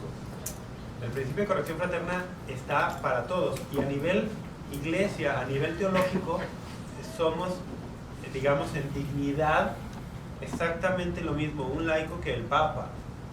Y tan la iglesia lo tiene claro en 2000 años que no todos los papas han sido canonizados, por ejemplo, de hecho pocos, y muchos más laicos que papas han sido canonizados. También hay mucho más laicos que papas, pero me refiero es que algunos de estas personas no, pero lo que voy es, la iglesia tiene muy claro que no por ser obispo, sacerdote, ya eres perfecto, es santo, no, que eres tan pecador necesitado de la gracia como cualquier otro, y que no tienes ganado el cielo nada más por ser obispo, por ejemplo. Eso lo hemos tenido claro siempre. Que la posibilidad de condena es igual para el Papa que para mí. Y que la obligación de ser santo y de ser valeroso y de meterme a los temas es tanta como para el Papa como para mí también. Entonces, bueno, ¿qué podemos hacer? Meternos nosotros en esos temas difíciles, a esos temas álgidos, y a lo mejor nuestro ejemplo de valentía y tal inspirará a más de algún sacerdote y obispo a venirse a la lucha. Por ahí te diría. ¿Damos primero?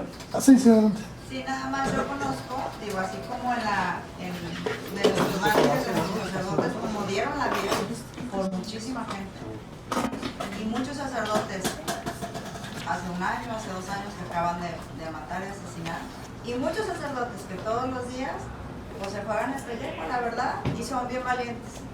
Sí, y muchas veces no son mediáticos. Ajá, eso, lo bueno... No son mediáticos. Exacto, o sea, lo bueno no es noticia, o sea, lo que vende es lo feo, es lo malo, eso sí es noticia. Pero lo bueno, los sacerdotes que todos los días se desgastan, sí, eso es real. Esos no salen nunca. Yo quería decir algo, Rafa.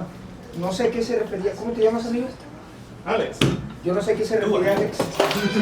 No sé qué se refería Alex que a la iglesia, ya entendimos que le faltó a la jerarquía, pero le faltó... Algunos. Porque, pero no sé qué se refería. Pero Dios me permitió de la cristiada, por ejemplo. Dios me permitió criarme y nacer En tierra cristiana. en Tepatitlán de Morelos, Jalisco. Capital cristiana del mundo. 16 sacerdotes ejecutados. Y luego en 2016 me permitió viajar a la zona que comentó el joven, Siria, Irak. A vivir que los únicos que defienden, no solo los cristianos perseguidos, A los musulmanes. a los yazidíes, a los musulmanes que dicen, ¿por qué si es mi hermano? Es ayuda a la iglesia necesitada. Ahí, claro. O sea, y ayuda a la iglesia necesitada son padres, obispos, papas. O sea, allá y en mi rancho, Sí. los únicos que viven a estas personas es la jerarquía. Sí, el caso de Siria e Irak es bien concreto eso, se ve bien Sí, claro. sí. ¿Cuándo fuiste allá? 2016. ¿De casual quisiste Sí, ir? sí. ¿Fuiste con quién fuiste? Solo. Bueno, de aquí en México solo. Pero en un gran proyecto. Sí, fuimos a grabar un documental, me invitó a oír. Ya. ¿Ibas con Jaume? ¿Con Jaume Vives? No, Jaume se fue después. Ah, ya, ok. Era un documental sobre los Va. cristianos allá. Sí. Muy bien. El de él. Una pregunta que tal vez puede ser común. ¿Fuera de la iglesia hay salvación? Es fácil. Una pregunta un poco más especial. Es un tema muy teológico, sí. Es una expresión que acuñaron los primeros cristianos, en concreto los que le llamamos padres de la iglesia, ¿no? Son primeros cristianos que destacaron por su enseñanza, por su santidad de vida. Se llamamos padres de la iglesia y se acuñó en un tiempo de los primeros siglos. Extra iglesia nulla salus, ¿no? Fuera de la iglesia no hay salvación. ¿Qué significa? El catecismo lo explica en términos actuales. Dice, todo el que se salva, ¿y a qué tenemos por salvación? Tenemos que definir esto. Todo el que se salva por medio de Jesucristo, lo sepa o no lo sepa. Oye, ¿cómo? Sí, hay un shintoísta en Japón que llevó una vida recta, buscó la verdad en la medida de sus capacidades, tal. Nunca se había escuchado hablar de Jesucristo en la iglesia. ¿Se condena porque no está bautizado y tal? No necesariamente. Si se salva, ¿cómo se salva? Porque, ¿cómo definimos salvación? Desde la teología cristiana, salvación la define como pagar el precio por los pecados, pero que un hombre común no puede por un montón de razones. Solamente Dios hecho hombre podría haber hecho eso. Y lo hace a nombre de todos los hombres, no solo de unos cuantos. Entonces, al final de cuentas dices, el que se salva, si se salvó por medio de Jesucristo y de la iglesia que Jesucristo instituyó como medio, se dice teológicamente, sacramento de salvación. Entonces, dicho eso, podemos ir ya a cosas más concretas. Ahí voy. No quiero agregar a ya, lo que estás diciendo. no crees que te estoy ignorando, solo Sí, quiero no. terminar. Digo, no te veo. Dicho esto, ya en lo concreto podemos decir, oye, una persona de otra religión, una persona tal, ¿tiene posibilidad de salvarse? Sí, tiene posibilidad. Una persona que nunca escuchó de Cristo y su evangelio, ¿tiene posibilidad? Sí, tiene posibilidad. Una persona que escuchó de Cristo y su evangelio, pero no se hizo cristiano, ¿tiene posibilidad? Uy, pues sí también, porque es que depende de muchas cosas. Porque a lo mejor qué tal que le presentaron un evangelio incompleto, distorsionado, con un mal testimonio, tal. Sí se puede. Oye, esto da para muchas cosas más. Si te puedes salvar sin estar en la iglesia, entonces ¿para qué estoy en la iglesia con todos sus requisitos, normas, mandamientos? Es otro tema. Pero eso es otra pregunta.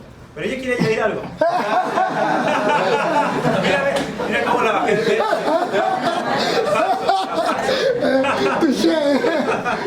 Bueno, es que se me hace importante ahí añadir que es como decir si dentro de la iglesia hay posibilidad de salvarte o no salvarte. O sea, creo que ahí la respuesta sería como depende, ¿no? Y fuera de la iglesia también depende.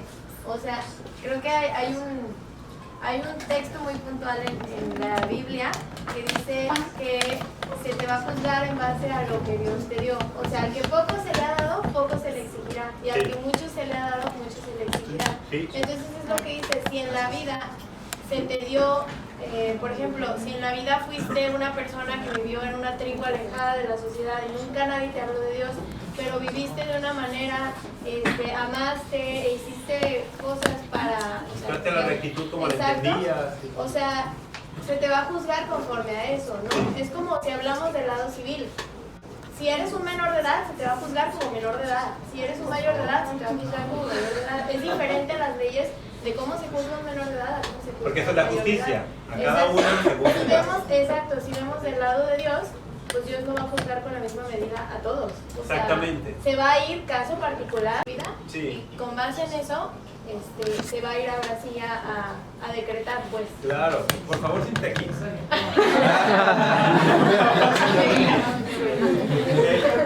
Sí, estoy totalmente de acuerdo, exactamente. Eso es justo así. Pablo VI, el Papa que ahora es santo, me hiciste acordar de él, porque justo le hacía una pregunta así, exactamente así. Y después de dar toda la explicación teológica, porque es importante remarcarla, que el que se salva por medio de Cristo y la Iglesia, aunque no lo sepa, que eso ya es una cuestión teológica.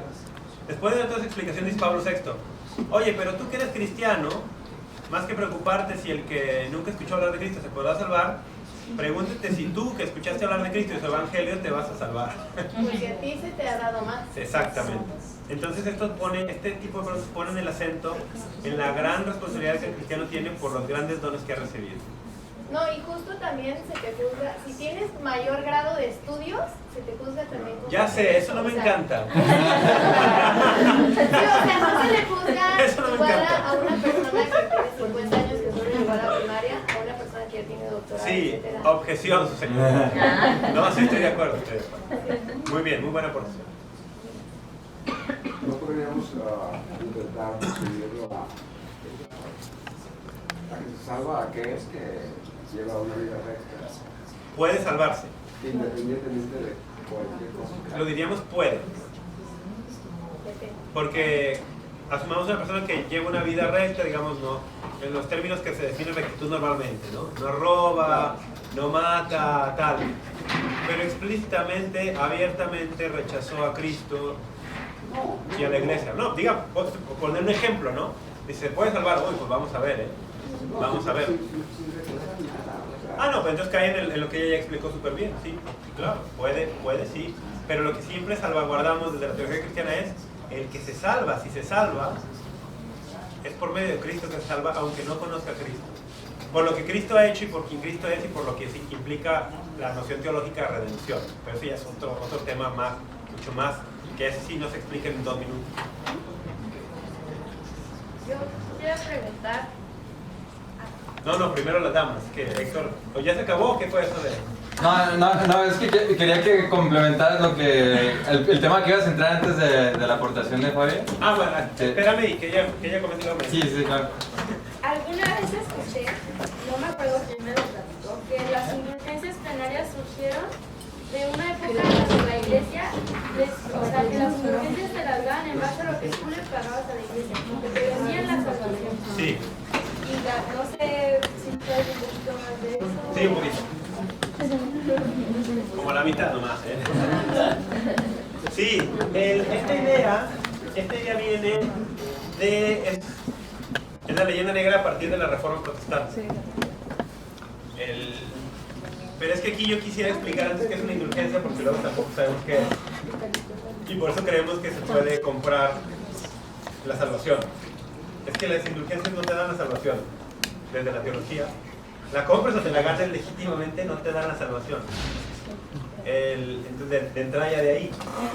Pero después hay que decir que, como casi todas las leyendas negras, sí hay un punto de verdad histórica que justifica que esta semilla no haya crecido desproporcionadamente. Sí hay algo ahí.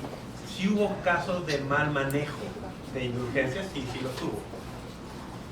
En concreto, parece que Lutero se encontró con uno en persona, porque en el norte de Alemania, en aquel tiempo, por ejemplo, siglo XVI, se asignaba lo que se llamaba predicación de indulgencias a las órdenes religiosas. Y parece que en esta región de Alemania había una pugna entre los agustinos y los dominicos por ver a quién se la daban. Y se la dieron a los dominicos, no a los agustinos a los que pertenecía Lutero. Y parece que hay una parte de esto es lo que motiva luego su reacción. Ok, va. Pero también parece que los dominicos que estaban predicando las indulgencias en esta parte de Alemania sí cometieron algunos abusos. Ok. Dicho esto, que la indulgencia, hay que decirlo, no otorga la salvación, independientemente del acto que tengas que realizar para obtenerla. en algunos casos ese acto implicó dar una limosna económica. Entonces hay que decir, por un lado, que primero las indulgencias siempre han sido voluntarias, no se ha obligado a nadie a obtenerlas, y todas tienen un acto concreto ligados a ellas para poderla obtener. Ese acto puede ser dar una limosna, ese acto puede ser hacer una obra de misericordia, ese acto puede ser visitar un santuario en peregrinación. Hay 1000 formas de obtener indulgencia. Pero la indulgencia, independientemente de cuál sea el acto que lleve incluida, no te otorga la salvación. La salvación solo se otorga mediante el arrepentimiento de tus pecados y la fe en Jesucristo. Entonces la indulgencia no te salva. Pero es como que, pues entonces pues voy a peregrinación hasta el santuario porque eso me da una indulgencia y ya con eso. No, eso no hace las indulgencias. Sí, eso lo entiendo, pero más bien era por la parte de que así es como yo Surgieron, había entendido que así les vendían la idea a las personas. Sí, no. Y que si me dabas dinero, Ya te yo salvaste. te otorgo una indulgencia y entonces ya te puedes ir. ¿Te salvaste tú o salvaste a tu familiar que quizá está en el estado de purgación, ¿no? En el purgatorio? Sí, no. No funciona así, o sea, ¿cuál es No. el fin de una indulgencia? O sea, no que te otorga la salvación, pero por ejemplo, las indulgencias plenarias se supone que la puedes ofrecer por un difunto para que salga del estado purgatorio, ¿no? Sí, eso sí, pero es que si estás en el purgatorio ya estás salvado. Sí. Entonces, por ese sentido, a lo que estoy queriendo simplemente remarcar es que no te dan la salvación. Porque salvación, o sea, salvación es como, yo merezco el infierno, pero hago algo pago para ya no. Que era lo que Estoy hacían, se salvado. supone, ¿no? Yo compraba una indulgencia, bueno, con Ajá, la idea de, no. yo compraba la indulgencia Sí. y si yo había tenido una vida de pestilencia, o sea, Ajá, no. con un pago yo ya tenía Sí, todo es que eso no limpio, es. ¿no? Eso es parte de la deformación histórica de la leyenda negra, ¿no? La indulgencia nunca ha pretendido hacer esto. La indulgencia nunca, lo que te puede permitir, si tú has llevado una vida inmunda, para usar tus términos, usaste ese término, inmundicia o algo así. ¿Qué dijiste? ¿Qué dijiste? Ah, sí, algo así. Algo así. Es el vino, perdón. No, algo así. Bueno, pero me gusta la idea. Bueno, tú no. Si yo he llevado una vida inmunda. ¿Qué algo hay de eso? Si he llevado una vida terrible, ¿cómo puedes salvarte? Solamente hay un camino. O sea, reconozco que llevo una vida terrible. Me arrepiento, arrepentimiento. Y mediante Jesucristo. La indulgencia no te otorga eso. ¿La indulgencia qué es? Ya, voy a tratar de explicarlo súper sencillo. Bueno, es que no es sencillo. Pero bueno, en la teología los pecados tienen dos efectos. La pena temporal y la pena eterna. La pena eterna es la que te condenaría a la separación de Dios eterna, que llamamos infierno, que es una autoexclusión voluntariamente elegida. Entonces, la pena eterna solamente se te puede perdonar mediante el arrepentimiento y aceptar a Jesucristo. ¿Cuál es la vía ordinaria para esto? El bautismo y la confesión. Pena eterna. Pero cada pecado tiene añadido, además de la pena eterna, la pena temporal. ¿Y la pena temporal qué es? El desorden que tú mismo causas en ti y en el entorno, más allá de lo que puedas ver incluso con tus acciones desordenadas. Y entonces vas creando un desorden y te vas apegando desordenadamente a cosas que no te tendrías que apegar y vas lastimando aquí y allá. Entonces podemos hacer una analogía, un ejemplo que tiene sus limitaciones pero que puede ayudar a ilustrar. Tú vienes esta noche aquí a ¿cómo se llama? Bitcoin. ¿Bitcoin? No, Bitcoin no, Bitcoin. Vienes, te invitan a una reunión, super nice, tal, pero de pronto el expositor dice algo que no te gusta y explotas en ira y empiezas a hacer destrozos. Y destrozas el mobiliario y destrozas las computadoras y o sea, dañas propiedad privada ajena. Pues evidentemente te van a denunciar. Te llevan ante un juez. El juez dice que pague, pero además cárcel, ¿no? Ok, bueno, pero ¿qué tal que de pronto dicen, ok, sabes que yo me desisto de la denuncia? Que no vaya a la cárcel, siempre y cuando pague, que repare los daños. La analogía sirve, pero también es muy limitada. La pena eterna es la absolución o mejor, te pueden absolver de la culpa eterna mediante el bautismo o la confesión. Ya no te autoexcluiste de Dios. Pero el desastre que causaste ahí sigue estando. Las compus siguen estando rotas, los vidrios rotos, las paredes grafiteadas. Sí, el desorden ahí sigue estando, hay que repararlo. Hay formas para reparar eso desde la espiritualidad cristiana. La habitual, más común, ¿cuál es? La que se llama penitencia, que te asignan cuando te confiesas.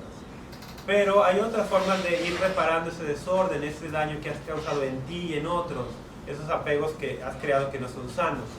¿Y cuáles son esas formas de reparar eso? La oración, las obras de misericordia, el bien que le haces a los demás, las obras de penitencia que tú voluntariamente asumes aunque no te las impongan, las mortificaciones voluntarias y las indulgencias. Son medios que la Iglesia pone a disposición de sus fieles, administrando, el lenguaje teológico dice, el tesoro de las gracias que Jesucristo ha ganado para toda la humanidad de todos los tiempos y que ha confiado a la Iglesia para que lo administre. Te dice, pues mira, fue tanto lo que ganó Jesucristo que te pongo a tu disposición esto para que ordenes un poco el desorden que hiciste, repares un poco el daño que te hiciste a ti y a otros. Eso hace una indulgencia, pero es uno de los medios junto con otros que hay. Un medio privilegiado para reparar eso es el ofrecimiento voluntario de los dolores y de los sufrimientos, de las penas que tú experimentas. Un medio privilegiadísimo para reparar la pena temporal que todo pecado trae. El pecado trae pena eterna. Esa culpa solamente se quita con el sacramento del bautismo o de la confesión y trae la pena temporal, y esa nos toca a nosotros como parte de nuestra responsabilidad de reparar el daño que hicimos, enmendar el mal que hicimos. Y por eso en la teología moral cristiana, como en la justicia civil en muchos casos, añadido al perdón, el sacerdote te puede decir, oye, si te arrepientes de que te robaste 100,000 pesos, sí me arrepiento. Ah, qué bueno, pues estás aquí, ok, va. Bueno, te absuelvo, pero en la medida que tú repares el daño. O sea, vas y le dices al que le robaste, te robé, y asumes las consecuencias civiles que eso trae y pagas. Sino que chiste, ¿no? Puedo robo y luego me confieso, ya estuvo. No, no sé si a alguien le ha tocado la experiencia de robar, así, no tiene que levantar la mano, no levanten la mano, no sé si a alguien le ha tocado la experiencia de robar y de confesar, y que el confesor se diga, pues sí, pero tienes que confesar que robaste, no funciona así tan fácil. Entonces, o por ejemplo, que alguien ha calumniado a alguien y que el confesor le dice, ah, qué bueno que te arrepientes, pues vas y le pides perdón. Y en la medida que puedas, a aquellos que le dijiste la cosa que no es cierta del tercero, vas y le dices, oye, ¿sabes qué crees? Te dije una mentira de fulano. Entonces, no sé si les ha tocado el caso. Porque bueno, por nadie ha calumniado nunca a nadie, o no se ha confesado de eso, no sé. Pero esas cosas suceden, o sea, en la teología moral cristiana están previstas. La indulgencia va orientada a eso. ¿Sí? Más o menos. No es fácil lo de la indulgencia. A mí me explicaban que era como restar del tiempo que te va a tocar en el purgatorio, ¿no? Así se entendió durante muchos siglos, porque teníamos una concepción de purgatorio que sí pasaba por un tiempo lineal, pero la concepción que hemos ido evolucionando nuestra idea, y nos es difícil asignar tiempo material como lo entendemos a estas realidades que trascienden lo material. Entonces ya no hablamos en términos de tiempo, pero ese es lo mismo, es restarle a la pena temporal, porque claro, qué bueno que lo dijiste, se me estaba quedando. O sea, si no alcanzaste aquí o no quisiste aquí reparar ese desorden, aunque sea menor, pero mueres arrepentido y habiendo pedido perdón y habiendo reconocido a Jesucristo y tal, pues no mereces la exclusión porque no escogiste excluirte de Dios. Pero entrada directa a la presencia de Dios eterna tampoco, porque no quisiste o no pudiste, no te alcanzó a reparar, eso no se repara. En este estado que la teología le llama purgatorio, pero es un estado del alma en el cual el alma, por misericordia de Dios, recibe como el retoque final antes de entrar al cielo. Sí. Yo creo muy claro que la iglesia se ayuda a los necesitados y si da sus bienes que se juntan para ayudar a los demás. Pero hay algo que si no me queda muy en claro.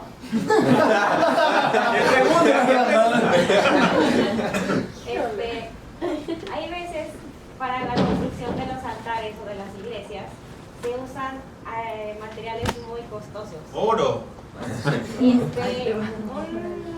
recuerdo que una vez llegó presumiéndome así de que, ya terminamos de construir el altar y trajimos de que azulejos traídos de Italia, que fueron muy costosos. Sí, mármol de Turquía. Y digo, sí me queda muy claro que, bueno, como es el altar de Dios hay que tenerlo bien, pero la naturaleza de Jesús era vivir en lo humilde. Sí. ¿Por qué no darle una buena presentación sin gastar tanto para que esos recursos se vayan a más necesidades? Sí, es una gran pregunta. Jesús enfrentó algo muy similar en su vida. En un día muy cercano ya a sus últimos días, estaba en una casa, en una comida, con muchas personas, y una mujer llegó y tomó un frasco de perfume, que dice ahí muy caro, dice incluso cuánto costaba, 300 denarios. Y para tener una idea, el denario era el equivalente al salario de un día de un jornalero en aquel tiempo, 300 denarios. Casi un año. Casi un año de salarios. Eso costaba el perfume. Y dice, estaba en un frasco de alabastro, compadre. Es un perfume carísimo. Y esta mujer, así de la nada, bueno, lo empieza a usar para ungir los pies de Jesús y tal. Y entonces allí Jesús, antes que el evangelista nota que uno de los discípulos de Jesús protestó.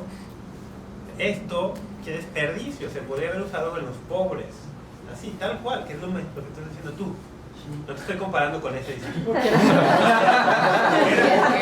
Judas. Judas. No, pero era Judas. Judas dice, qué desperdicio, esto era para los pobres, se podía haber usado en los pobres. Y Jesús dice, a ver, a los pobres los van a tener con ustedes siempre. Esta mujer ha hecho una obra digna. ¿Por qué? Porque lo he empleado en mí como un gesto de veneración, de adoración. Y ahí se añade, ¿no?, en preparación a mi sepultura. De allí justificamos justo que para los actos de adoración a Dios le metamos lo mejor que podamos. El mismo Jesús lo dijo. Pero esto no nos quita de la obligación, y que sí hacemos como iglesia, de atender a los más necesitados. No hay organización en el mundo que haga más por los necesitados. No hay, eso está documentado. Tenemos un almanaque anual, sí, ¿no? Se llama almanaque. Tenemos las estadísticas anuales. ¿Cuántas escuelas tenemos? ¿Cuántos hospitales? ¿Cuántos comedores para pobres? ¿Cuántos albergues para los que no tienen casa? Y por continente, nadie hace más que la iglesia. Oye, ¿podríamos hacer más gastando un poco menos? Quizá no. Quizá lo que alimenta justo estas obras de caridad y que los fieles quieran dar de su dinero libremente, porque nadie nos obliga, sea justamente el adorar a Dios. Y el adorar a Dios es mi gran motor para luego poder amar a Dios en el prójimo. Y a lo mejor para adorar a Dios y para moverme más, un altar bellísimo, una escultura tal me ayuda a conectarme más con la adoración, y a lo mejor se me ayuda a ser más generoso para que se ayude a los más necesitados. A lo mejor. Eso no quiere decir, Rafa, que todavía no termino, pero... Eso no quiere decir que el padre no toma al presidente. Exacto. Mira estos mármoles de Italia. No. A lo que voy, iba para allá. O sea, eso no justifica la acción del padre, pero sobre todo tampoco quita que pueda haber perspectivas distintas en esto. Y un caso que tenemos muy actual es el Papa Francisco. El Papa dice, ok, yo quiero tener una visión mucho más austera de la jerarquía. Y ha exhortado una y otra vez a los cardenales y los obispos, oigan, no vivan en un palacio, no vivan con lujos, vivan de forma más... Sí, esto es una cuestión también de perspectiva, sí. Aún con todo y eso, por ejemplo, un caso que me gusta mucho es el cura de Ars, que es un emblema del sacerdocio, ¿no? El santo cura de Ars, le dicen, en Francia. Este sacerdote era conocido por su austeridad de vida. Usaba los zapatos hasta que los dedos se le salían. Todo el dinero que le caía en las manos, personal, digamos, de su sueldo, para los pobres y tal. Oye, pero para el templo, para el altar, para tal, lo mejor que podamos. No porque Dios lo necesite, porque Dios no lo necesita. Puede celebrar misa en un altar de piedra sencilla y en una iglesita pequeña. Sí, puede celebrar misa igual y es la misma misa, sí. Sino porque es una forma en la que el hombre expresa justamente que estamos adorando al creador de todo. Entonces sí, por ahí podemos decir, ok, va, y podemos buscar maneras de ser más austeros, sí, pero no caigamos en un error, porque es un error de decir, Jesús era súper austero y pobre, sí que sí era, pero también tuvo este gesto claro en el que permitió que un perfume de 1 año de salario fuera utilizado para algo que parecía no tener sentido y que podía haber sido usado para los pobres. ¿Sí? Cuando le respondió Judas, dijiste una frase que no entendí, que le dijo, deja los pobres. No, dice, porque Judas se quejaba, esto podría haber sido utilizado para los pobres, dice, a ver, los pobres los van a tener siempre. No entiendo eso. Es como decir, mira, es que pobres siempre va a haber, y si este perfume de 300 denarios lo hubiéramos vendido para dar de comer a los pobres, hubiéramos solucionado el problema de 3 pobres una semana. En cambio, esta mujer lo ha invertido en un acto de adoración a mi persona, y esta adoración después le podrá mover a ella y a muchísimos otros a ayudar a los pobres, no 2 semanas, sino 3, 4, 5 años, 20 años. O sea, es como... Esa respuesta está en la Biblia, sí. Está en el Evangelio de Juan, por allí del capítulo 11. Creo que también tiene que ver mucho con, desgraciadamente, normalmente yo vivo en la ciudad y ya quiero ver a gente de Fuerza de Hierro yendo a la iglesia que van en pajaritos. Eso no nos va a mover igual, o sea, es la realidad. Entonces... ¿Sí? Es su realidad humana. ¿Es realidad? Sí, es realidad humana, tiene razón. Entonces, que también tiene que ver con la sociedad y luego hay la persona que va... Y luego Fuerza de Hierro no va a la misma iglesia que los que viven en pajaritos. Y luego la gente que va a San Juan Macías, de Fuerte Hierro, le meten un montón de lana para ayudar luego un montón de... O sea, yo quiero que veamos la lista de obras que hace la parroquia San Juan Macías. No es algo malo, es algo real. No, pero me refiero, y que a lo mejor les mueve mucho más porque tienen un templo tal y tal y tal, y luego otro les mueve porque el padre dice, ok, así como dieron para el templo, véngase para la parroquia tal y tal. Sí, sí. Luego defendiendo aquí.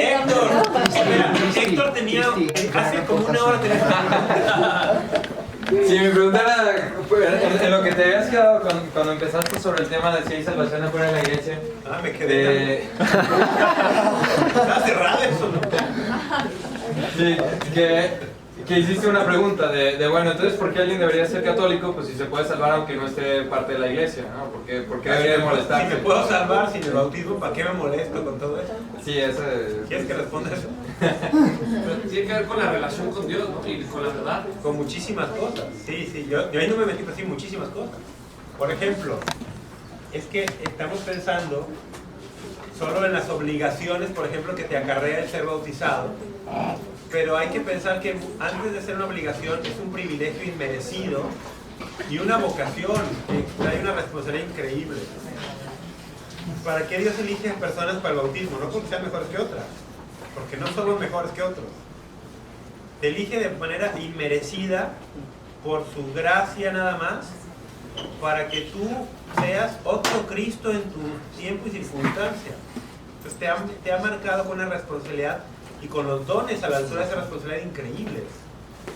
Porque el bautismo, la enorme mayoría de nosotros no lo eligió. Y a lo mejor ni nuestros padres lo hicieron de forma muy consciente. Pero el que sí lo hizo sabiendo perfectamente lo que hacía es Dios. Permitió que tú fueras bautizado para que recibiendo el Espíritu Santo, la participación de la naturaleza divina, puedas tú ser una extensión en la historia de la encarnación de Cristo. Y por lo tanto puedes ser Cristo para el que se topa contigo cuando habla, cuando lo escuchas, cuando interactúas. Y entonces, oye, yo quiero eso, no, pues ahora que me lo dicen menos lo quiero, es una responsabilidad grandísima. Sí, pero es que el hombre está llamado para cosas así de grandes. Y luego lo que está diciendo, claro, la responsabilidad con la verdad, una vez que encuentro la verdad, el compromiso que tengo de seguirla, ok, va. Pero yo diría esta parte que casi nunca la pensamos, ¿no? O sea, el bautismo conlleva una elección divina para una misión muy específica, que es la misión más grande de la historia, y Dios te ha querido hacer partícipe porque más o menos. Okay. Y entonces entiendo esto, ¿no? De bueno, se puede salvar a alguien, pero que no ha conocido la verdad de la iglesia, ¿no? O sea, pues sí. Que no la haya rechazado consciente y libremente. Que eso ya es materia de interpretarse también. Sí. Pero, pues sí, pasa.